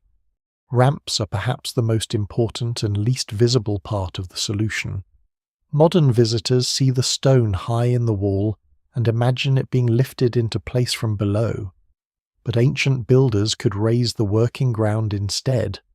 By building an earthen ramp or embankment up to the desired level, they could drag stones along a surface that gradually reached the height of the wall course. After placement, the ramp could be removed or buried, leaving no obvious sign to the casual observer. This method is widely plausible in ancient construction because earth is cheap, strong in compression, and available in large quantities. It turns a vertical lifting problem into a horizontal or inclined hauling problem. This does not mean the operation was easy. An earthen ramp capable of supporting an 800-ton block would have to be massive, stable, and carefully compacted. The slope couldn't be too steep. The surface would need maintenance. Rain could damage it. The stone could sink if the load was not distributed. But again, difficult is not impossible. Ancient builders often traded time and labour for mechanical simplicity. Where modern construction might use a crane, Ancient construction might use a mountain of temporary earth and a workforce large enough to reshape it. Positioning the trilithon stones into the wall would have required even greater care than moving them across the ground. A block that has travelled successfully can still fail at the final moment. It must be aligned with the course, brought into contact with adjacent stones, adjusted without cracking edges, and seated securely.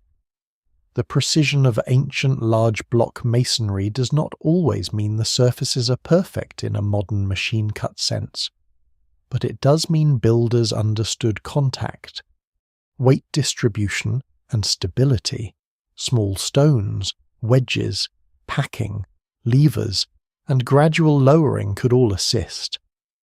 The final placement may have been slow enough to test the patience of everyone involved, but speed was not the goal.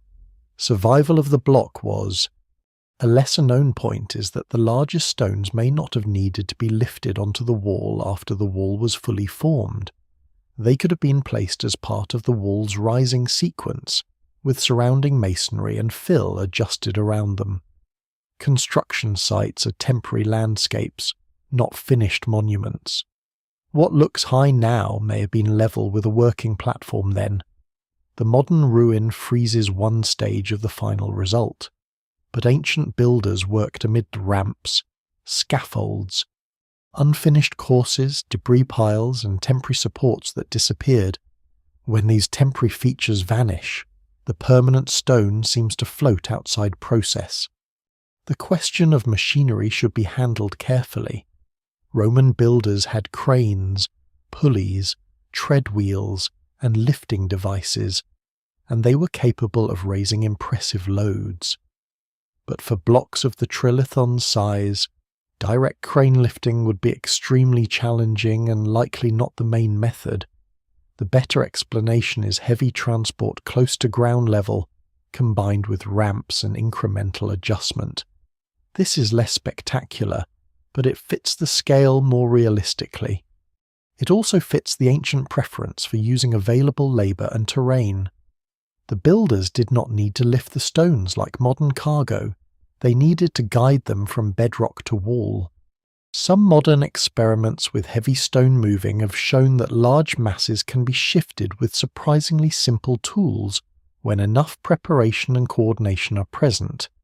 These experiments do not prove exactly how Baalbek was built, and they usually involve smaller stones under controlled conditions, but they help correct the assumption that ancient people faced a blank impossibility.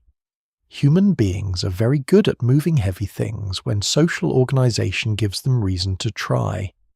The evidence remains incomplete, but comparative examples from Egypt, the Mediterranean, and other megalithic traditions show that ancient societies repeatedly found ways to move stones that seem unreasonable to later observers. The deeper issue is not merely mechanics but motivation. Every method costs something. Ramps require labour, timber requires supply, ropes require production and replacement, workers require food, animals require care, roads require maintenance. Skilled supervisors require authority. The decision to move a megalith is therefore a decision to spend social energy. Baalbek stones are proof that someone believed the result justified that expenditure. Engineering tells us how the stones could move. Power tells us why enough people were made available to move them. This is where the Roman imperial system becomes essential. Rome could mobilize resources on a scale that local communities alone might struggle to sustain, though local expertise remained crucial. The empire possessed administrative habits suited to big projects: taxation, requisition, military logistics, road building, and the management of skilled labor. It also possessed a religious and political culture that valued visible magnificence. A colossal sanctuary did not have to make narrow economic sense if it made imperial and sacred sense. The stones moved because the society around them had both the technical means and the ideological appetite. And yet, even after all the plausible methods are laid out, Baalbek keeps some of its silence. There is no surviving ancient instruction manual describing the day the trilithon moved. There is no carved scene showing teams pulling the blocks. There is no complete engineering record with measurements, workforce numbers, and ramp designs. What remains is circumstantial, comparative, and physical: the quarry, the stones, the wall, the known capabilities of ancient builders, and the logic of large-scale construction. Scholars can narrow the possibilities, but they cannot replay the operation in full. That uncertainty should not be filled too quickly with fantasy. It should be allowed to remain what it is: a gap in documentation, not necessarily a gap in human capability.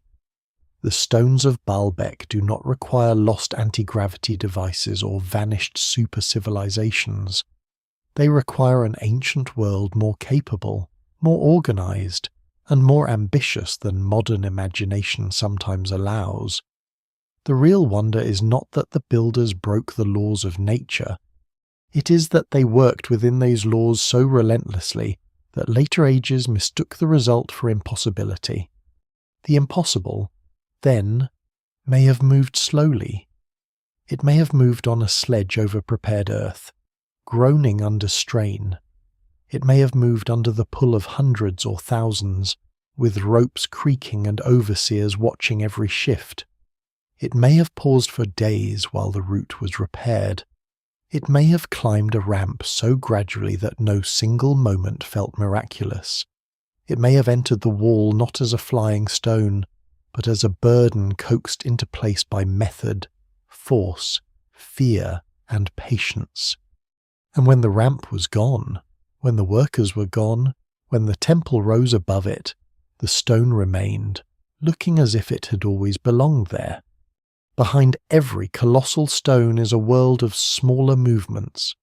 The block that finally settles into the wall becomes famous because it is visible, measurable, and almost unbelievable.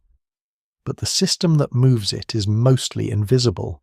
It is made of roads, orders, food, timber, rope, skilled hands, exhausted bodies, and authority strong enough to keep all of them moving in one direction. Baalbek's megaliths are often treated as solitary marvels, as if the stones themselves contain the whole mystery. In reality, they point outward.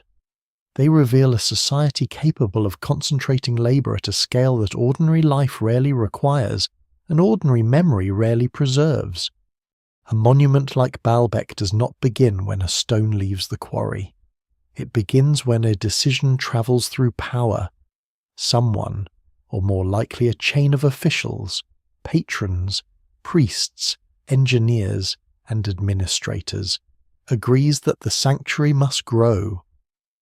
Plans are drawn, or at least measured and marked in ways that guide the work. Land is organized, quarrying rights are controlled, materials are counted, men are assigned, specialists are summoned, supplies are gathered. The project becomes a living machine before the first great block moves. Its fuel is not only money, but obligation. The Roman world is particularly good at this kind of coordination. Its power lies not merely in conquest, but in administration. Roads cross provinces. Military logistics move grain and equipment across long distances. Tax systems pull wealth from fields, towns, ports, and mines. Governors, local councils, wealthy patrons, temple authorities, contractors, and military units all form part of a world in which large projects can be imagined because large systems already exist. Baalbek stones are not separate from that system. They are one of its heaviest expressions. But the word Roman can hide as much as it reveals. The people doing the work were not all Romans from Rome. Many were probably local or regional labourers and craftsmen from the Bekaa Valley and the wider eastern Mediterranean. Some may have been free workers paid for specialised tasks. Some may have been enslaved. Some may have been compelled through civic obligation, taxation in labour, or forms of corvée-like service. Some may have been soldiers assigned to construction or logistics. The evidence remains incomplete, but the ancient world offers many ways for power to turn human life into labour.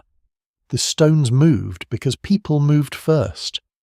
Those people needed roads, and not merely roads in the grand imperial sense of paved highways crossing provinces.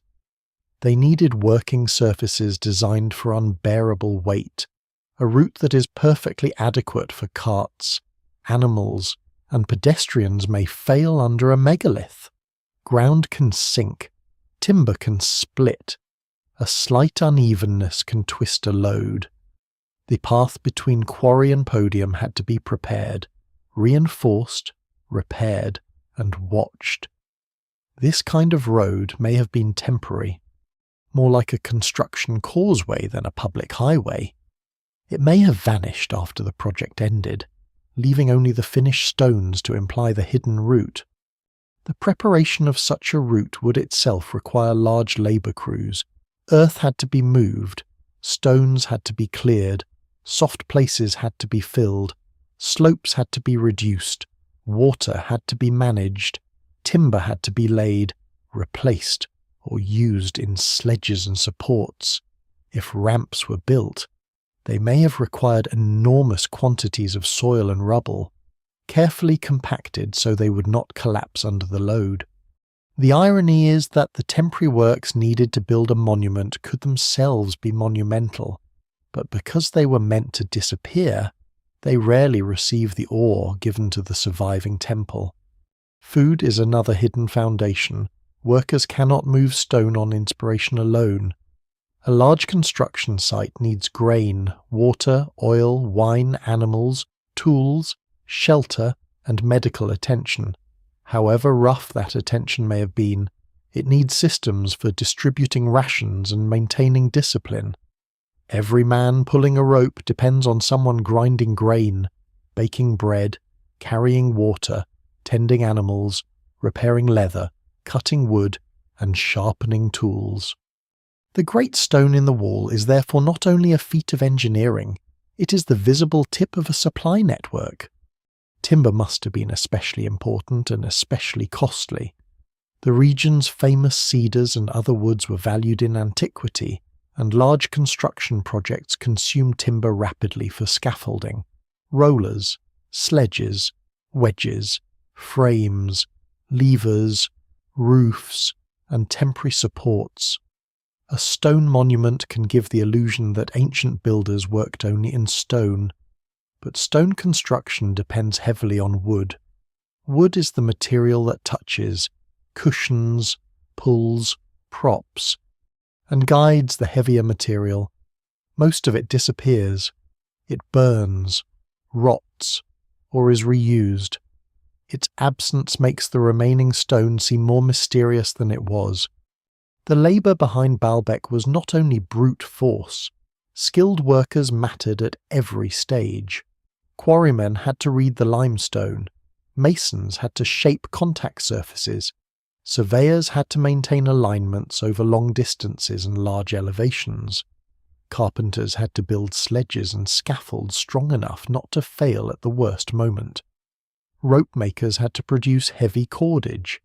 Blacksmiths had to maintain iron tools. Supervisors had to coordinate teams whose timing could determine whether a block moved smoothly or dangerously.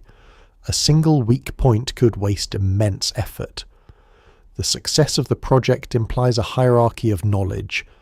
That hierarchy probably included many people whose names were never meant to be remembered. Ancient monuments usually preserve the names of patrons, emperors, gods, and sometimes architects, but rarely the workers who cut, dragged, lifted, and fitted the stones. This silence can distort the imagination. It makes the monument seem as if it were created by an abstract civilization, rather than by human beings with sore hands, damaged backs, private fears, and practical jokes told at the edge of exhaustion. The stones of Baalbek carry a human cost, but they do not record it. There is also a moral discomfort in admiring ancient grandeur. The work is magnificent, but the conditions that made it possible may have been harsh. Coerced labour, inequality, imperial extraction, and religious pressure could all stand behind the beauty. A sanctuary may uplift the visitor while crushing the worker. This does not make the monument less historically important, but it makes the awe more complicated. The same stones that inspire wonder may also represent systems of command that left ordinary people little choice. Scholars still debate the specific organization of labor at Baalbek, but no serious picture of ancient monumental building can ignore the unequal world that produced it. And yet laborers are not only victims in the story. Some workers possessed real expertise and likely real pride. Skilled masons and quarrymen may have understood that they were a part of an extraordinary project. A craftsman who shapes a difficult stone well knows the value of his work, even if history forgets his name. Communities may have taken pride in the sanctuary's rise, seeing in it evidence that their city mattered. Local elites may have used the project to compete for honour. Priests may have seen the labour as service to the god. Human motivation is rarely pure. Baalbek may have been built through coercion, ambition, devotion, employment, pride, and fear all at once. The organisation of movement would have required rhythm. Pulling teams must act together. Too much force on one side twists the sledge. Too little force stalls it. Signals must be clear. Overseers must control starts and stops. Rest must be timed, because exhaustion leads to mistakes. The operation may have depended on shouted commands, drums, gestures, or repeated chants, not as performance, but as practical coordination. The stone moves only when many bodies become one instrument. In that moment, society becomes mechanical. Animals may have played a role, though their usefulness with extremely heavy stones depends on terrain, harnessing, and control. Oxen can pull, but large teams are difficult to coordinate, and animals panic or tire. Human teams, capstans, and controlled hauling systems may sometimes offer better precision. It is likely that different forms of power were combined. Ancient builders were not committed to one method for the sake of theory. They used what worked. If animals helped on one stretch and men with capstans on another, there would be no contradiction. The evidence remains incomplete, but mixed methods are often the most realistic. Roads also connect the construction site to empire in a symbolic way. Rome is famous for roads because roads turn distance into administration. They allow armies to move, taxes to flow, messages to travel, and markets to connect. At Baalbek, the road between quarry and temple may have been short, but it belonged to the same mentality the world can be measured, graded, controlled, and made to serve purpose. A megalithic block-crossing prepared ground is Roman power in miniature. It is order imposed on matter through planning and command. The hidden cost of grandeur continues after construction. Finished temples require maintenance, priests require income, courtyards require cleaning, roofs require repair, earthquakes demand rebuilding, statues, altars, bronze fittings, doors, and decorative elements all need care. A sanctuary of Baalbek's scale is not a completed object so much as an ongoing obligation. The same systems that raise it must keep feeding it. When those systems weaken, the monument begins its long drift toward ruin. This is why the stones can be read as both triumph and burden. They show that the builders could overcome immense logistical problems, but they also show how much social energy was locked into a single sacred statement. In a world of farms, droughts, conflicts, taxes, and fragile lives, Thousands of hours were poured into cutting and moving blocks so large that many of the people who laboured over them may never have seen the finished sanctuary in its full glory. Monumental architecture often asks the present to sacrifice for a future image of permanence. Baalbek's greatness therefore rests on something more complex than technical brilliance. It rests on the ability of an imperial and local system to organize human beings around a shared or imposed purpose. The quarry, road, ramp, and wall are physical. The command structure behind them is social. Without that structure, the stone remains in the earth. Without the workers, the god has no platform. Without food, tools, ropes, and discipline, ambition remains a drawing in dust. The modern viewer stands before the trilithon and sees mass. The ancient builder saw sequence, the administrator saw cost, the priest saw honour, the worker saw strain, the local community saw a changing city, the empire saw authority made visible. All of those views are part of the truth. To ask who built Baalbek is to ask not only which culture designed the sanctuary, but which human systems made it possible. The answer is not a single heroic engineer or a vanished race. It is a network of labour and power so vast that the stones became, in the end, its most durable witnesses. The great blocks do not tell us the names of the men who pulled them, but they preserve the shape of their effort. Every ton implies a meal carried, a rope twisted, a path repaired, a command obeyed, a tool sharpened, a body spent. The mystery of Baalbek grows deeper when these invisible details return. The stones are not less astonishing because humans built them. They are more astonishing because humans built them under the pressure of belief, empire, and the hard arithmetic of labour. The larger stones at Baalbek are often treated as if their size were the entire mystery. But size alone does not explain why they were chosen. A stone can be enormous and still be pointless. The deeper question is not simply how the builders move such blocks, but what problem those blocks were meant to solve. Ancient builders were rarely careless with effort on this scale. Even when monuments seem extravagant, their extravagance usually serves a purpose. It may be structural. It may be symbolic. It may be religious, political, or psychological. At Baalbek, the great stones likely belong to more than one of these purposes at once. The most practical answer begins with the podium.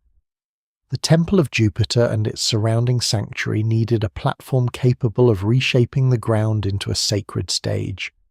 A massive retaining system could create a level, elevated surface for architecture that had to dominate both the city and the valley. In a place where the ground may have required stabilization, leveling, and containment, large blocks could act as powerful elements in a retaining wall.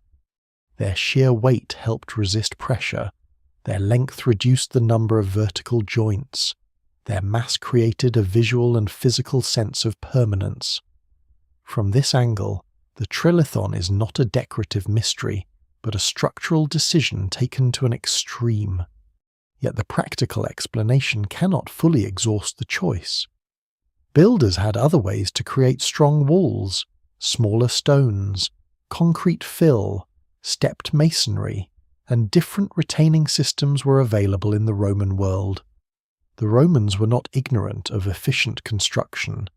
If anything, they were masters of practical adaptation.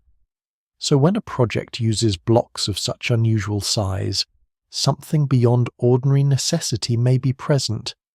No single explanation fully accounts for this, but the stones seem to speak both to engineering and to display. They hold the platform, but they also make the platform feel beyond ordinary building. In sacred architecture, that feeling matters. A sanctuary is not only a functional space for ritual, it is a machine for producing awe.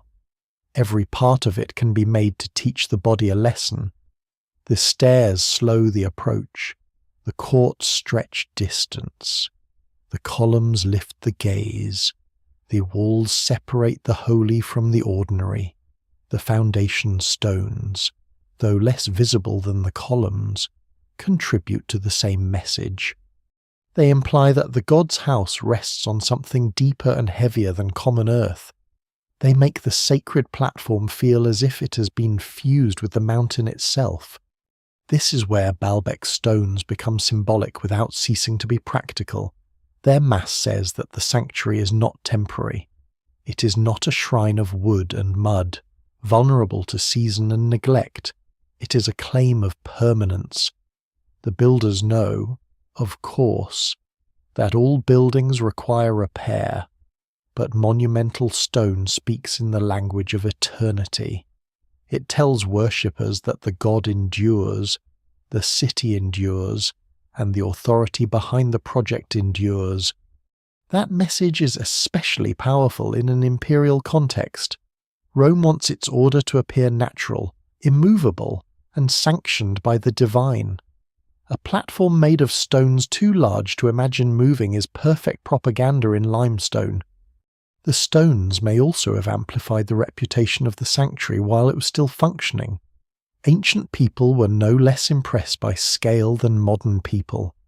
A visitor approaching Baalbek could see not only a temple, but a construction achievement that announced wealth, skill, and sacred importance before any ritual began.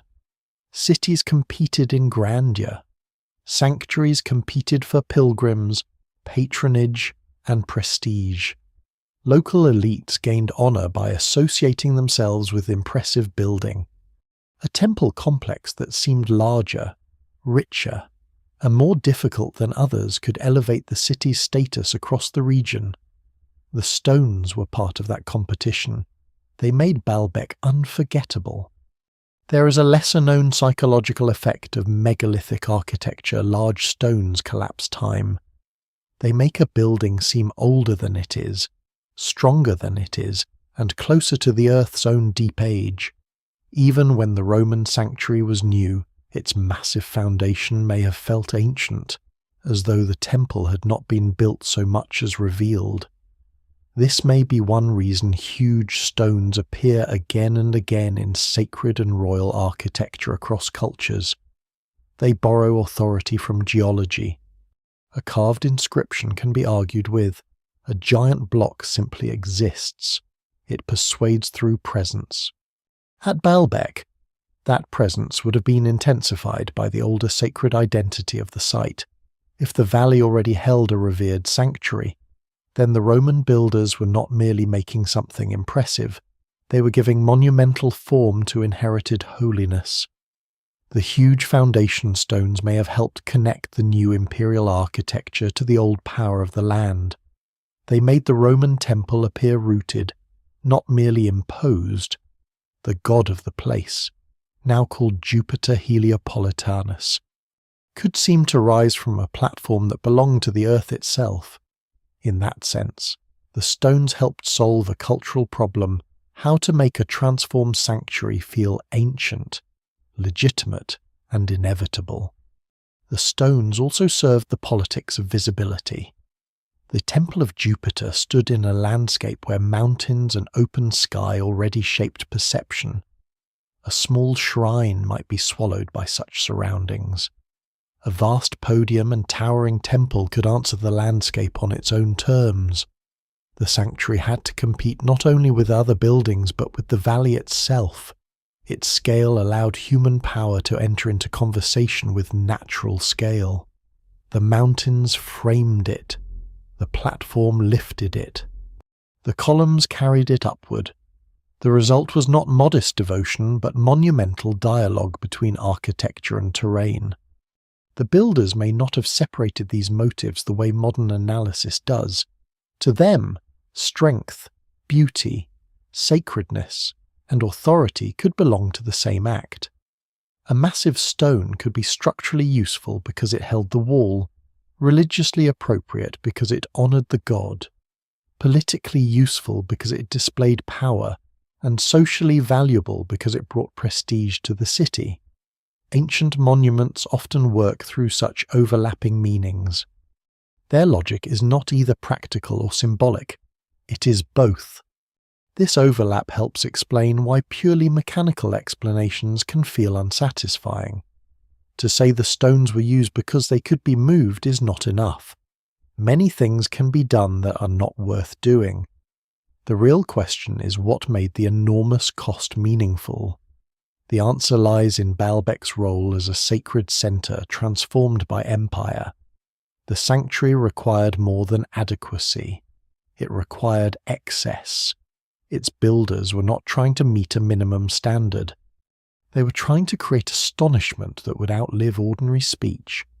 And they succeeded, though not exactly as intended. The stones outlasted the ritual system that gave them meaning. The worship of Jupiter Heliopolitanus faded. The temple broke. The columns fell. Later communities reused the site in ways the Roman builders could not have imagined. Yet the stones continued to perform their work of awe. They no longer persuade people of Rome's eternal order, but they still persuade people that something extraordinary happened here. Their original message has changed, but their power has not disappeared. There is also a paradox in using enormous stones for permanence. The bigger the block, the harder it is to move into place, but once placed, the harder it is to erase. Smaller stones can be robbed, reused, scattered, and built into houses, walls, or fortifications. A giant block resists removal. It becomes part of the ground again. This may not have been the builder's primary intention, but it helped preserve the mystery. The trilithon survived partly because it was too massive to be casually taken away. Its very inconvenience became its defence. The unfinished stones in the quarry sharpen this point. They show that the builders were not simply following a standard formula, they were exploring scale actively, perhaps even competitively. Some blocks were worth finishing and moving, others were not. The boundary between ambition and impracticality was tested in stone. This suggests a construction culture willing to push limits, but also capable of stopping when limits push back. The stones in the wall are therefore not just examples of what was possible. They are survivors of choices made among possibilities. What were the stones for? They were for holding earth. They were for holding a temple. They were for holding up the image of a god who had become a bridge between local tradition and Roman power. They were for making the sanctuary seem permanent, ancient, wealthy, sacred, and imperial all at once. They were for impressing worshippers, visitors, rivals, officials, and perhaps the builders themselves. They were for turning the Bekaa Valley's sacred centre into a place that could not be ignored. This is why the question cannot be answered by engineering alone. A ramp can explain how a stone reached the wall, but not why anyone built the ramp. A sledge can explain motion, but not meaning. A lever can shift mass, but not create desire. To understand Baalbek, the stone must be seen as both object and statement. Its weight is physical, but its purpose is cultural. It belongs to a world where gods needed houses, empires needed symbols, cities needed prestige, and human beings believed that greatness could be made visible through stone. The great blocks of Baalbek were not accidents of excess. They were part of a carefully amplified world. They made the foundation into a declaration. They turned support into spectacle. They allowed the temple above to rise not from ordinary masonry, but from a base that seemed almost geological in authority. And because the later centuries stripped away so much of the original setting, the foundation now speaks louder than the sanctuary it once served. What was meant to support meaning has become the meaning. Stone can feel eternal until the ground reminds it otherwise. Baalbek's great sanctuary was built to appear immovable, anchored by blocks that seemed to belong to the earth itself. yet the earth beneath it has never been still. The Bekaa Valley lies within a region shaped by tectonic forces, where faults run deep beneath the surface and pressure builds over long, invisible intervals. When that pressure releases, it does not negotiate with temples. It moves through stone, shifting, cracking, toppling, and reminding even the most ambitious architecture that permanence is an argument, not a guarantee. Earthquakes have marked Baalbek's history more than once. Some are recorded in texts, others inferred from the pattern of damage: walls displaced, columns fractured, drums scattered, and structures destabilized all suggest moments when the ground itself turned against the monument. The Temple of Jupiter, once a forest of towering columns, survives today only in fragments of its former elevation. The fallen pieces do not lie gently. They lie broken at angles that speak of sudden force. A column that stands for centuries can fall in seconds. A carved block that required months of labor to shape can shatter in an instant. The scale that once symbolized stability becomes vulnerable when the entire landscape moves. This vulnerability introduces a quiet irony. The larger stones at Baalbek were chosen, at least in part, to create strength and endurance. Their mass stabilized the podium and reduced joints that might weaken under pressure. Yet mass does not eliminate risk. In an earthquake, weight can become a liability. A heavy block carries enormous momentum when displaced. If it shifts, it can damage surrounding masonry or collapse in ways that smaller units might not. Ancient builders understood stability in terms of their experience, but they did not possess modern seismic engineering. They could build impressively, but they could not fully predict the behavior of such massive structures under intense ground movement. The damage from earthquakes did not simply destroy Baalbek once and end the story. It transformed the site gradually. After each event, parts of the sanctuary may have been repaired, altered, or left in ruin depending on the resources and priorities of the time. This creates a layered ruin rather than a single moment of collapse. Some structures were maintained longer than others. Some areas became unsafe or impractical to restore. The evidence remains incomplete, but the pattern suggests cycles of use, damage, adaptation, and decline. As imperial priorities shifted and the religious landscape changed, the great sanctuary began to lose its central role. The rise of Christianity in the Roman Empire altered the place of traditional temples. Sanctuaries dedicated to old gods were sometimes abandoned, sometimes converted, sometimes dismantled. Baalbek did not vanish immediately, but its meaning changed. What had been a center of imperial religious display became a site within a different spiritual order. The temple's grandeur remained visible, but its original purpose faded. Stone robbing also played a quiet but significant role. Large ancient buildings often became quarries for later construction. Blocks were removed, cut down, reused in new walls, houses, and fortifications. This process rarely receives the same attention as earthquakes, but over centuries it can dismantle a monument piece by piece. Smaller stones are easier to take, which is one reason the largest blocks of Baalbek survived more intact. Their sheer size made them inconvenient to remove. The trilithon remained in place partly because it resisted reuse. In this way, the very excess that created the mystery also helped preserve it. The collapse of the temple did not erase the site's importance entirely. Instead, Baalbek entered a different phase of life, one defined less by worship and more by adaptation. The ruins became part of a living landscape. People settled among them, built within them, and reused them. The sanctuary's walls could become defenses. Its elevated platform could become a strategic position. its stones could become building material. What had been designed as a sacred complex became a resource. This transformation is common in ancient sites, but at Baalbek it takes on a particular character because of the scale involved. A fallen column drum can become a foundation for a later structure. A temple wall can become part of a fortress.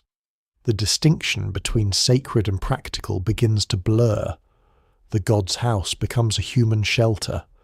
The boundary between past and present dissolves into layers of stone serving different purposes across time. Medieval builders recognized the strategic value of Baalbek's remains. The massive walls and elevated position made the site suitable for fortification. The sanctuary was incorporated into defensive systems, turning a religious monument into a military structure. This adaptation did not preserve the temple in its original form, but it ensured continued use of the site. The same stones that once symbolized divine and imperial authority now served survival in a more immediate sense. In this phase, Baalbek becomes a living ruin rather than a dead one. It is inhabited, modified, and integrated into daily life. This kind of continuity complicates modern attempts to separate ancient from medieval or original from later. The stones do not belong to a single period. They are reused, reinterpreted, and repurposed. What survives is not a frozen monument but a palimpsest, a layered record where different eras leave marks on the same material. The mystery of the stones shifts in this context. For the Roman builders, the great blocks were part of a functioning sanctuary. For medieval inhabitants, they were part of a fortress or settlement. For later observers, they became objects of curiosity and wonder. The same stones carry different meanings depending on the time.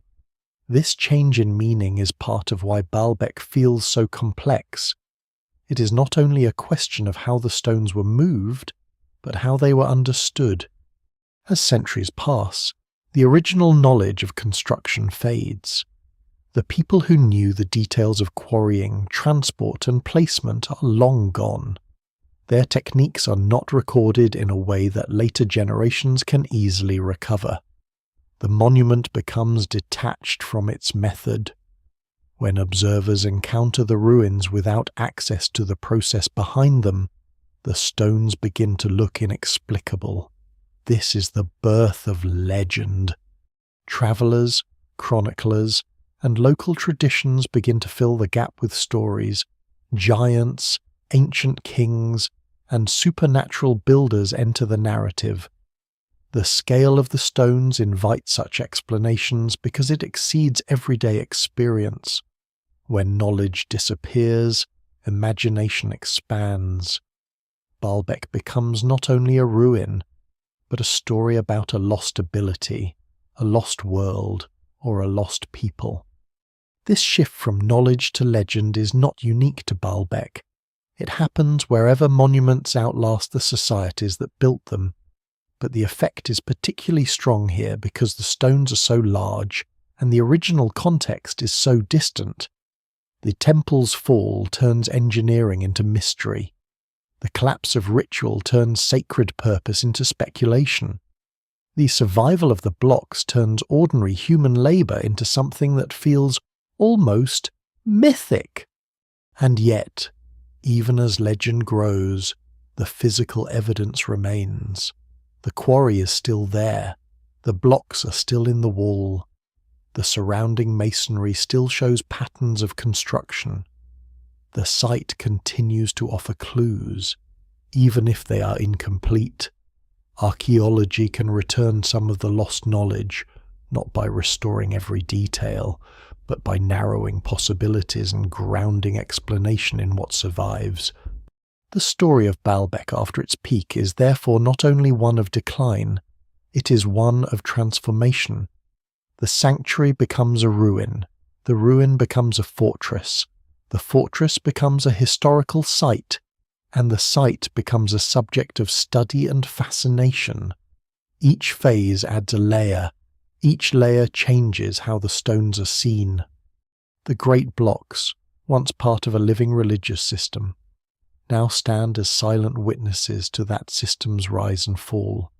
They do not explain themselves, they do not preserve the voices of the builders, but they remain, heavier than the interpretations placed upon them, resistant to removal, resistant to easy understanding. The earthquakes that shook them, the centuries that altered them, and the people who reused them all become part of their story.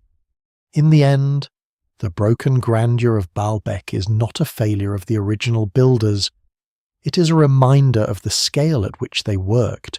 They built for permanence, and in a sense, they succeeded. The temple did not survive intact, but the foundation did. The columns fell, but the stones that held them remain. The god's house vanished, but the base that supported it still shapes the landscape. What endures is not the full vision, but enough of it to keep the question alive. The earth moved, the empire changed, the rituals faded, the stones stayed. When Baalbek becomes a fortress, the old sanctuary does not disappear. It changes its posture. The same walls that once framed ritual processions begin to serve defense. The same elevated spaces that once guided worshippers toward the god become useful for watching roads, controlling access, and surviving violence. The transformation is not elegant in the way the Roman architects intended, but it is deeply human. People inherit ruins according to their needs, not according to the dreams of the builders. A fallen temple may be sacred to memory, but to those living among conflict and uncertainty, it can also be shelter, stone supply, high ground, and protection.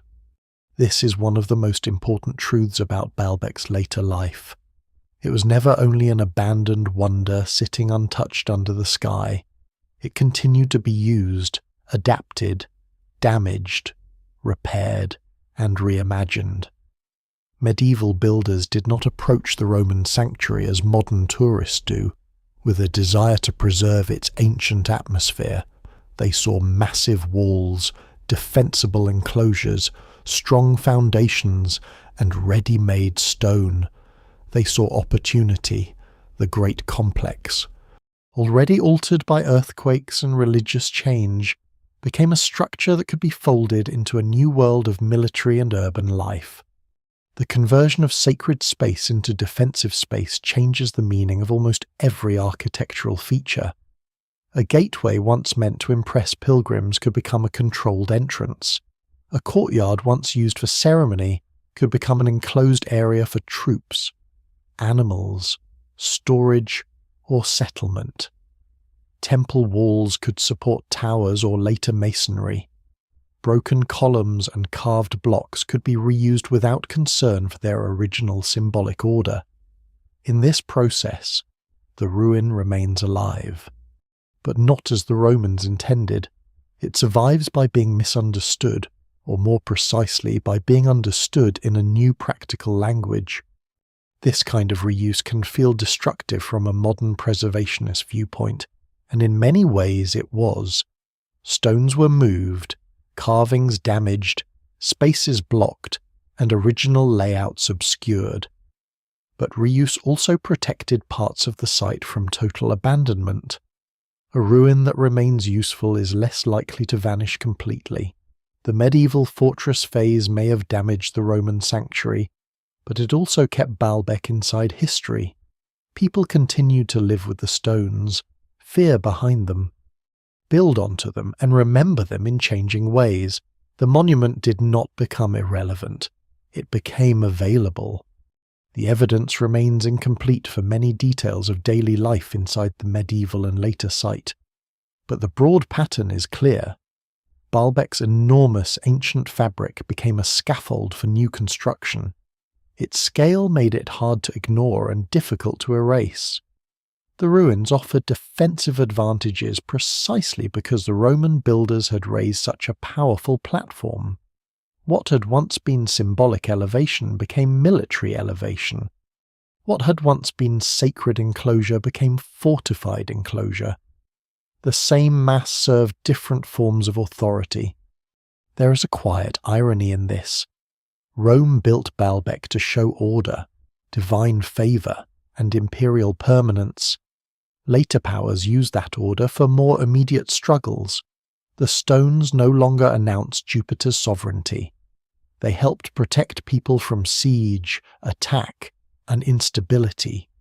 The meaning narrowed from cosmic to tactical, yet the material remained the same.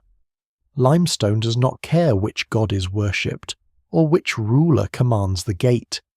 It can hold a temple, a fortress, a house, or a memory with the same indifferent strength. For inhabitants of later Baalbek, the ruins would have been part of the ordinary environment. Children may have grown up among column drums too large to move. Markets or homes may have existed near stones that modern visitors treat as wonders. People may have passed carved Roman fragments every day without thinking of them as museum pieces. This is a lesser-known reality of many ancient sites before archaeology turned ruins into heritage. Communities often lived inside them. The past was not roped off, it was underfoot. That closeness changes how stories form. When people live beside monuments whose builders are forgotten, they create explanations that fit the scale of what they see. The Roman Empire, as a living memory, fades. The technical knowledge of the construction site fades even faster. What remains are stones too large for ordinary experience, walls too old for local memory, and fragments of names preserved through language, legend, and religion. In such conditions, stories of giants or ancient mighty kings do not arise because people are foolish. They arise because the visible evidence demands a cause, and the true cause has become distant. Baalbek's later life therefore becomes fertile ground for myth. The site's scale invites association with figures larger than life.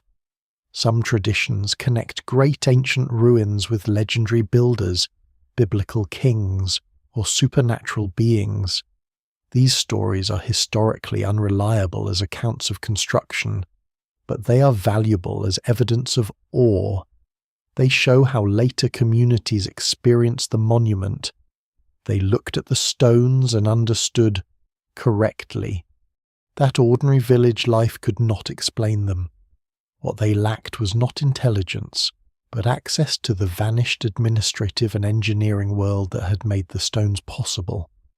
As a fortress, Baalbek also becomes part of the political landscape of medieval Lebanon and Syria, a region shaped by competing powers, shifting frontiers, and fortified places. The old Roman sanctuary is no longer a centre of pagan worship, but its location remains important. Roads still matter, valleys still channel movement, high walls still offer strength. Geography does not lose its value when religions change. The same qualities that helped make Baalbek a sacred and imperial centre also help keep it strategically relevant. The medieval alterations add another layer to the physical confusion of the site. Later, walls interrupt older alignments, reused stones appear in new contexts, defensive structures obscure sacred spaces. For archaeologists, this layering is both a problem and a treasure. It complicates reconstruction of the Roman sanctuary, but it also preserves a record of long-term human adaptation. Baalbek is not only a Roman ruin, it is a biography of a place. Every phase writes over the previous one without fully erasing it. This layered survival helps explain why Baalbek can feel so haunted. It is not empty in the simple sense. It is crowded with vanished uses. A court may have held worshippers, then soldiers, then debris, then excavators, then visitors. A wall may have supported sacred decoration, then defensive masonry, then modern interpretation. A stone may have been quarried for a god, reused for a fortress, and finally photographed as a mystery. The site is full of meanings that no longer speak the same language. The largest blocks remain especially resistant to these changes. Because they are so difficult to move, they anchor the site through every transformation. Smaller stones migrate, carved pieces are reused, columns fall, roofs vanish, but the megalithic foundation stays fixed, becoming a reference point for each new age. The trilithon does not stop being Roman period masonry, but it becomes more than that through survival. It becomes part of medieval defences, local legend, early modern travel writing, archaeological debate, and modern mystery culture. Its meaning expands because it cannot be easily removed. There is something almost patient about such stones. Around them, human purposes change quickly.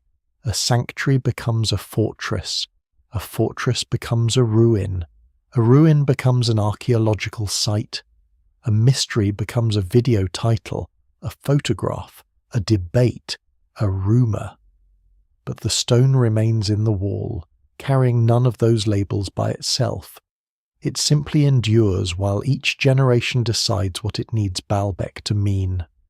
The living ruin also reminds us that preservation is often accidental. Baalbek survived not because every age loved it in the same way, but because every age found some use for it, or at least could not completely dismantle it. Earthquakes broke parts of it. Builders robbed parts of it. Armies fortified parts of it. Archaeologists cleared parts of it.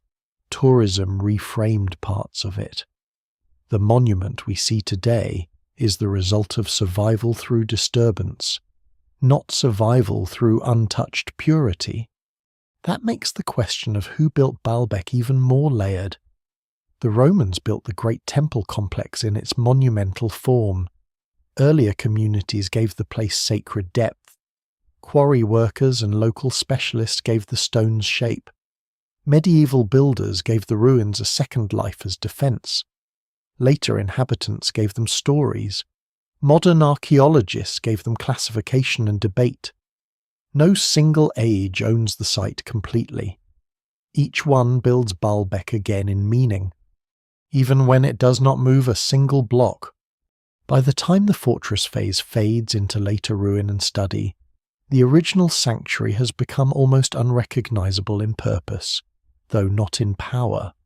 The god is gone from the temple, the rituals are gone from the courts, the soldiers are gone from the walls, yet the place still holds attention. It has passed through sacred grandeur, imperial ambition, seismic violence, military reuse, and local memory, and each passage has made it harder, not easier, to reduce to one explanation. Baalbek survives because it changes.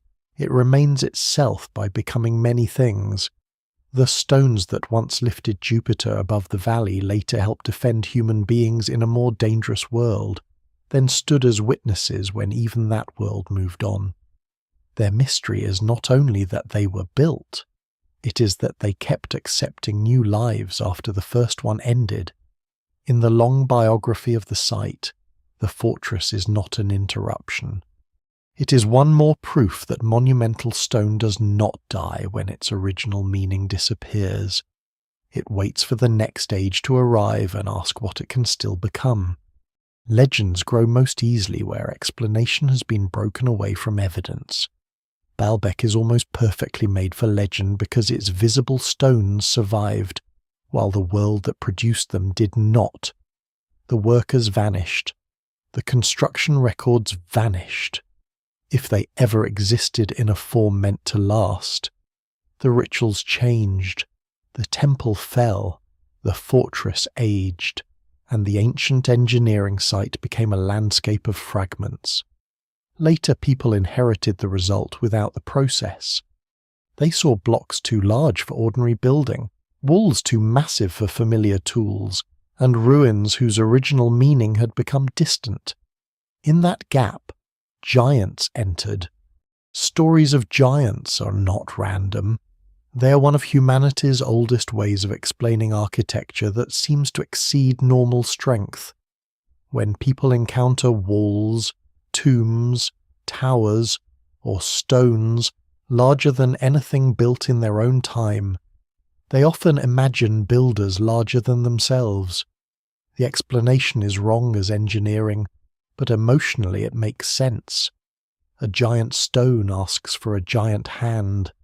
Baalbek's blocks, especially the trilithon and the unfinished quarry stones, seem to demand a body scale to match them. Ordinary humans feel too small beside them, so tradition invents beings large enough to restore proportion. In some tellings, Baalbek becomes connected with legendary kings, ancient heroes, or figures from biblical imagination. In others, it belongs to an age before ordinary history, when people were stronger, wiser, closer to the divine, or touched by forbidden knowledge. These traditions should not be treated as factual accounts of construction, but they should not be dismissed as meaningless either. They preserve the shock of scale. They tell us how later communities experienced the ruin once its original Roman and local sacred context had faded. The stones remained powerful enough to force storytelling. Modern fringe theories often repeat the same pattern in newer clothing. Instead of giants, they propose lost super-civilizations, vanished technologies, or visitors from the stars. The language changes, but the emotional structure remains familiar. The stones seem too large. So the builders must not have been ordinary ancient people. These claims are popular because they offer a clean thrill. They turn incomplete evidence into secret history. They make the viewer feel that official knowledge has missed something enormous, yet they usually begin by underestimating ancient human organization, then use that underestimation as proof. The problem is not curiosity. Curiosity is necessary. Without curiosity, Baalbek would be only a ruin on a map. The problem is the leap from mystery to certainty without evidence. It is fair to say scholars still debate the exact methods used to move and place the largest stones. It is fair to say the evidence remains incomplete. It is fair to admit that no surviving text gives a full construction manual for Baalbek, but it is not fair to turn those gaps into proof of aliens, impossible machines, or unknown vanished races. Absence of a complete explanation is not evidence for any explanation one prefers. The archaeological picture, though incomplete, is much stronger than fringe accounts usually admit. The stones sit within a Roman period monumental sanctuary. The quarry lies nearby. The unfinished blocks show ancient extraction in progress. The techniques required, while extreme, fit within known families of ancient engineering quarrying, sledging, ramps, levers, capstans, prepared routes, and mass labour. Regional stoneworking traditions and Roman imperial organisation together offer a plausible framework. The result is astonishing, but astonishment is not the same as impossibility. What makes fringe theories especially tempting at Baalbek is the number often repeated around the site, 1,600 tons. A number that large becomes almost magical. It travels faster than nuance. It attaches to photographs and headlines. It makes the stone feel like a direct challenge to history. But estimates vary, and not every giant stone at Baalbek occupies the same evidentiary category. Some blocks were placed in the podium, others remain unfinished in the quarry. A cut but unmoved stone proves ambition and quarrying skill, not successful transport. A moved and placed stone proves transport and placement, but at a different estimated weight. These distinctions matter because real history lives in distinctions. Fringe storytelling tends to blur them. It treats all stones as if they present the same problem, then selects the largest possible number as if it applied equally to the entire monument. The effect is dramatic, but it flattens the evidence. Responsible interpretation does the slower work of separating what is known, what is inferred, and what remains uncertain. The trilithon stones were moved and placed. The largest unfinished quarry stones were not. Both facts are remarkable. They do not need to be merged into a single exaggerated mystery to be compelling. There is also a subtle disrespect in claiming that ancient people could not have built Baalbek. It removes agency from the very humans whose labour made the monument possible. It turns skilled quarrymen, masons, engineers, haulers, organisers, and local communities into background figures waiting to be replaced by fantasy. Ancient people were not modern people with worse minds. They were people working within different technological systems, different social structures, and different priorities. Their world could mobilize labour in ways that modern societies might find morally troubling but technically powerful. To deny their capability because their tools were not ours is not skepticism. It is a failure of imagination. This does not mean the mainstream explanation is complete in every detail. Good archaeology does not pretend to know more than it does. Scholars continue to debate construction phases, dating, the exact sequence of the podium, the route from quarry to site, and the methods used for final placement. Some questions may never be answered fully because temporary works disappeared and records are absent. But uncertainty within a human framework is not weakness. It is how real historical knowledge often looks. The past rarely hands over its plans neatly. The myths around Baalbek therefore tell two stories at once. One is about the ancient sanctuary itself. The other is about modern discomfort with ancient achievement. People want to be amazed, but they also want amazement to remain simple. Human labour, imperial administration, and sacred politics are complicated. Aliens are simple. Giants are simple. A lost machine is simple. It explains the stone without requiring us to imagine the society around it. But Baalbek deserves the harder answer.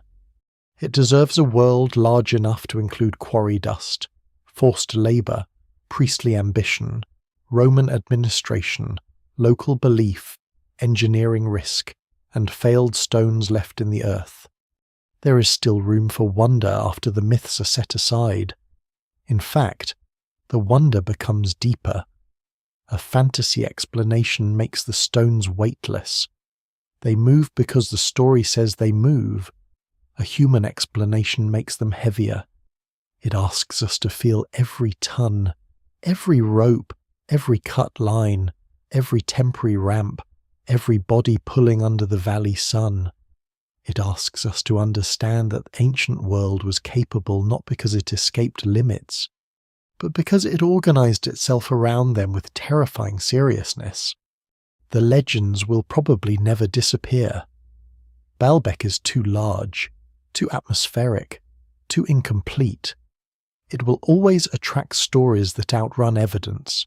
That is part of its afterlife. But the strongest mystery is not hidden in unsupported claims. It is visible in the stones themselves. They show what happens when a sacred landscape, an imperial system, and skilled human labour converge on a single place. They show that human beings, under the pressure of belief and power, can make things that later human beings struggle to believe. The giants, in the end, were real only in metaphor. They were not enormous beings walking the valley with stones in their hands. They were institutions, ambitions, workforces, and gods made huge through human obedience. They were empires that could command thousands, sanctuaries that could demand excess, and memories that could turn difficulty into legend. Baalbek's true giants were not outside history. They were history itself, enlarged until it became almost unrecognizable. What archaeology can say about Baalbek is powerful, but it is not unlimited. That may be the most honest place to stand before the stones between confidence and humility. The evidence does not support the idea that Baalbek was built by aliens, giants, or a vanished super-civilization with impossible machines. It points instead toward a monumental Roman period sanctuary built on an older sacred landscape, using local and regional skill, imperial organization, and ancient engineering methods pushed to an extraordinary scale. But archaeology also cannot recover every order shouted at the quarry, every ramp built and removed, every calculation made by a surveyor, or every reason a particular block was chosen over another. The stones answer some questions and keep others. The strongest evidence begins with context. The great temple complex belongs to the Roman imperial world, especially in its visible monumental form. Its architecture, layout, religious language, and urban role fit the pattern of a major Roman sanctuary in the eastern provinces. The god worshipped there as Jupiter Heliopolitanus reflects Roman interpretation layered over local sacred traditions. The courts, podium, columns, decorative programs, and associated structures all point toward an imperial religious project, not an isolated prehistoric monument. What survives in the record suggests continuity of sacred importance before Rome, but the famous complex itself is best understood as Roman period transformation, rather than an untouched relic of a much older civilization. The quarry strengthens that interpretation. The megaliths were not mysterious objects brought from nowhere. Their source lies nearby, ancient extraction marks, unfinished stones, and the relationship between quarry and temple show a practical construction landscape. Workers cut the stone close to where it was needed. This does not solve every mechanical problem, but it places the problem within a plausible ancient operation. The stones belong to the geology of the valley and the ambitions of the sanctuary. They are not foreign intrusions. They are the valley itself, cut, moved, and rearranged into sacred architecture. The place stones matter most. The trilithon proves that ancient builders successfully transported and set enormous blocks into the podium. The unfinished quarry stones prove that they attempted even greater sizes, but also that some ambitions stopped before completion. This distinction is essential. Archaeology can say that the builders moved some immense stones. It can also say that the largest unfinished stones were not moved. It cannot honestly treat every huge block as the same kind of evidence. That careful separation may feel less dramatic than legend, but it brings the site into sharper focus. The likely methods remain grounded in known ancient engineering, cutting with iron tools, using wedges and channels, dragging stones on sledges, preparing roads, employing levers and cribbing, building ramps, coordinating large labour forces, and using mechanical advantage through capstans or related devices where practical.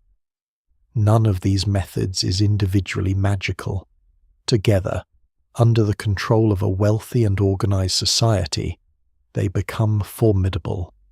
The exact combination used at Baalbek remains debated because temporary structures vanished and no complete construction account survives. Still, the available evidence does not require unknown technology. It requires scale, planning, and social power. Archaeology can also say that Baalbek was never only a technical achievement. The stones were part of a sacred and political statement. A great sanctuary to Jupiter Heliopolitanus served local devotion, civic prestige, and imperial ideology at once. The platform lifted the god above ordinary ground, gave the sanctuary visual dominance, and turned the valley's inherited holiness into Roman monumental form. The huge blocks helped create an impression of permanence, strength, and sacred authority. Their purpose was not only to hold weight, it was to make power feel natural and immovable. What archaeology cannot say with certainty is just as important. It cannot identify every worker. It cannot name the chief engineer responsible for the largest stones. It cannot reconstruct the full labour system in detail. It cannot prove the exact slope of every ramp or the precise number of people pulling each block. It cannot fully recover the pre-Roman sanctuary buried beneath later grandeur. It cannot tell us exactly why one gigantic quarry block was abandoned while another stone was moved. The evidence remains incomplete, and that incompleteness should remain visible in any responsible telling. But incomplete does not mean empty. The missing details sit inside a strong framework. Baalbek was built by human beings working within known ancient capacities, though at an exceptional scale. It was shaped by Roman power, local sacred tradition, regional craftsmanship, and the physical possibilities of the Bekaa Valley. Its mystery is not that it falls outside history. Its mystery is that history, under certain conditions, becomes almost too large to recognize. The best answer to who really built Baalbek is therefore layered. Earlier communities made the place sacred. Roman imperial ambition made it monumental. Local quarrymen and masons gave it material form. Labourers, free and unfree, moved the stone. Engineers and surveyors solved practical problems. Priests and elites gave the work religious and social meaning. Later peoples transformed the sanctuary into fortress, settlement, ruin, and memory. No single group owns the whole story. Baalbek was built by a succession of worlds, each leaving something behind. And still, the great stones remain the hardest witnesses. They do not let the explanation become too comfortable. They demand respect for ancient skill, but also caution. They remind us that even when the broad answer is clear, the lived process can remain lost. The quarry dust has settled forever. The ropes are gone. The ramps have vanished. The workers have no graves marked by their achievement. All that remains is the mass they moved, and the silence around how they moved it. That silence is not a failure of archaeology. It is part of the nature of deep history. Most human work is never written down. Most technical knowledge is carried in bodies, not books. Most labour disappears into the thing it makes. Baalbek survives because stone survives better than the hands that shaped it. The result is a monument that is both explained and unexplained, known and incomplete, human and still astonishing. So archaeology can bring Baalbek down from fantasy, but it should not make it ordinary. The stones do not need giants to be giant. They do not need aliens to be strange.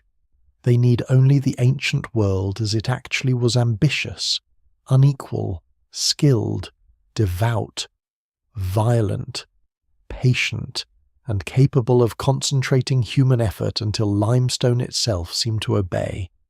The stones of Baalbek endure because they refuse to belong to only one kind of story. They are engineering evidence, but also sacred architecture. They are Roman, but built on older ground. They are local limestone, but shaped by imperial ambition. They are objects of measurement, but also objects of awe. They can be weighed, mapped, photographed, and compared. Yet something about them remains larger than data, not because they are beyond human history, but because they reveal how immense human history can become when belief and power are given stone as their language.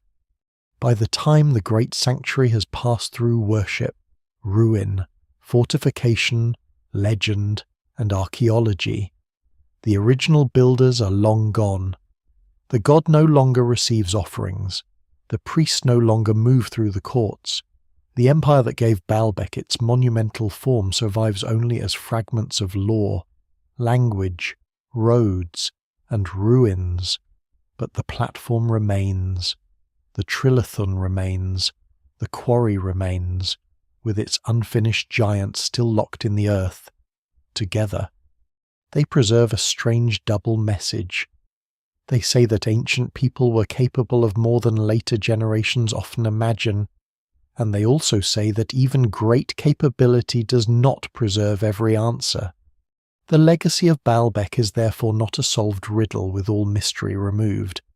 It is a disciplined mystery. The strongest evidence points toward human builders, Roman period monumental planning, local sacred continuity, nearby quarrying, and ancient engineering methods used at extreme scale. But the exact sequence of decisions, movements, failures, and adjustments remains partly hidden. That hiddenness gives the site its lasting gravity. Baalbek is not mysterious because there is no explanation. It is mysterious because the explanation is enormous, fragmented, and human. The stones also remind us that civilizations do not vanish all at once.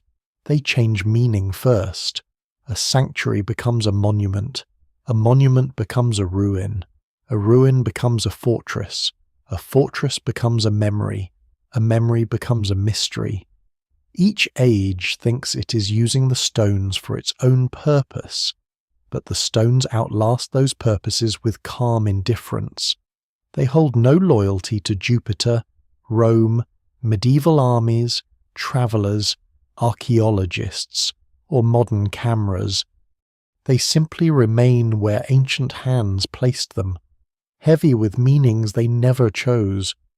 And perhaps that is why Baalbek still unsettles the imagination. It is not only the weight of the stones, it is the weight of all the vanished intentions behind them. Someone wanted this place to feel eternal. Someone believed the god deserved a platform like a mountain. Someone ordered workers into the quarry. Someone watched a block begin to move. Someone feared it would crack.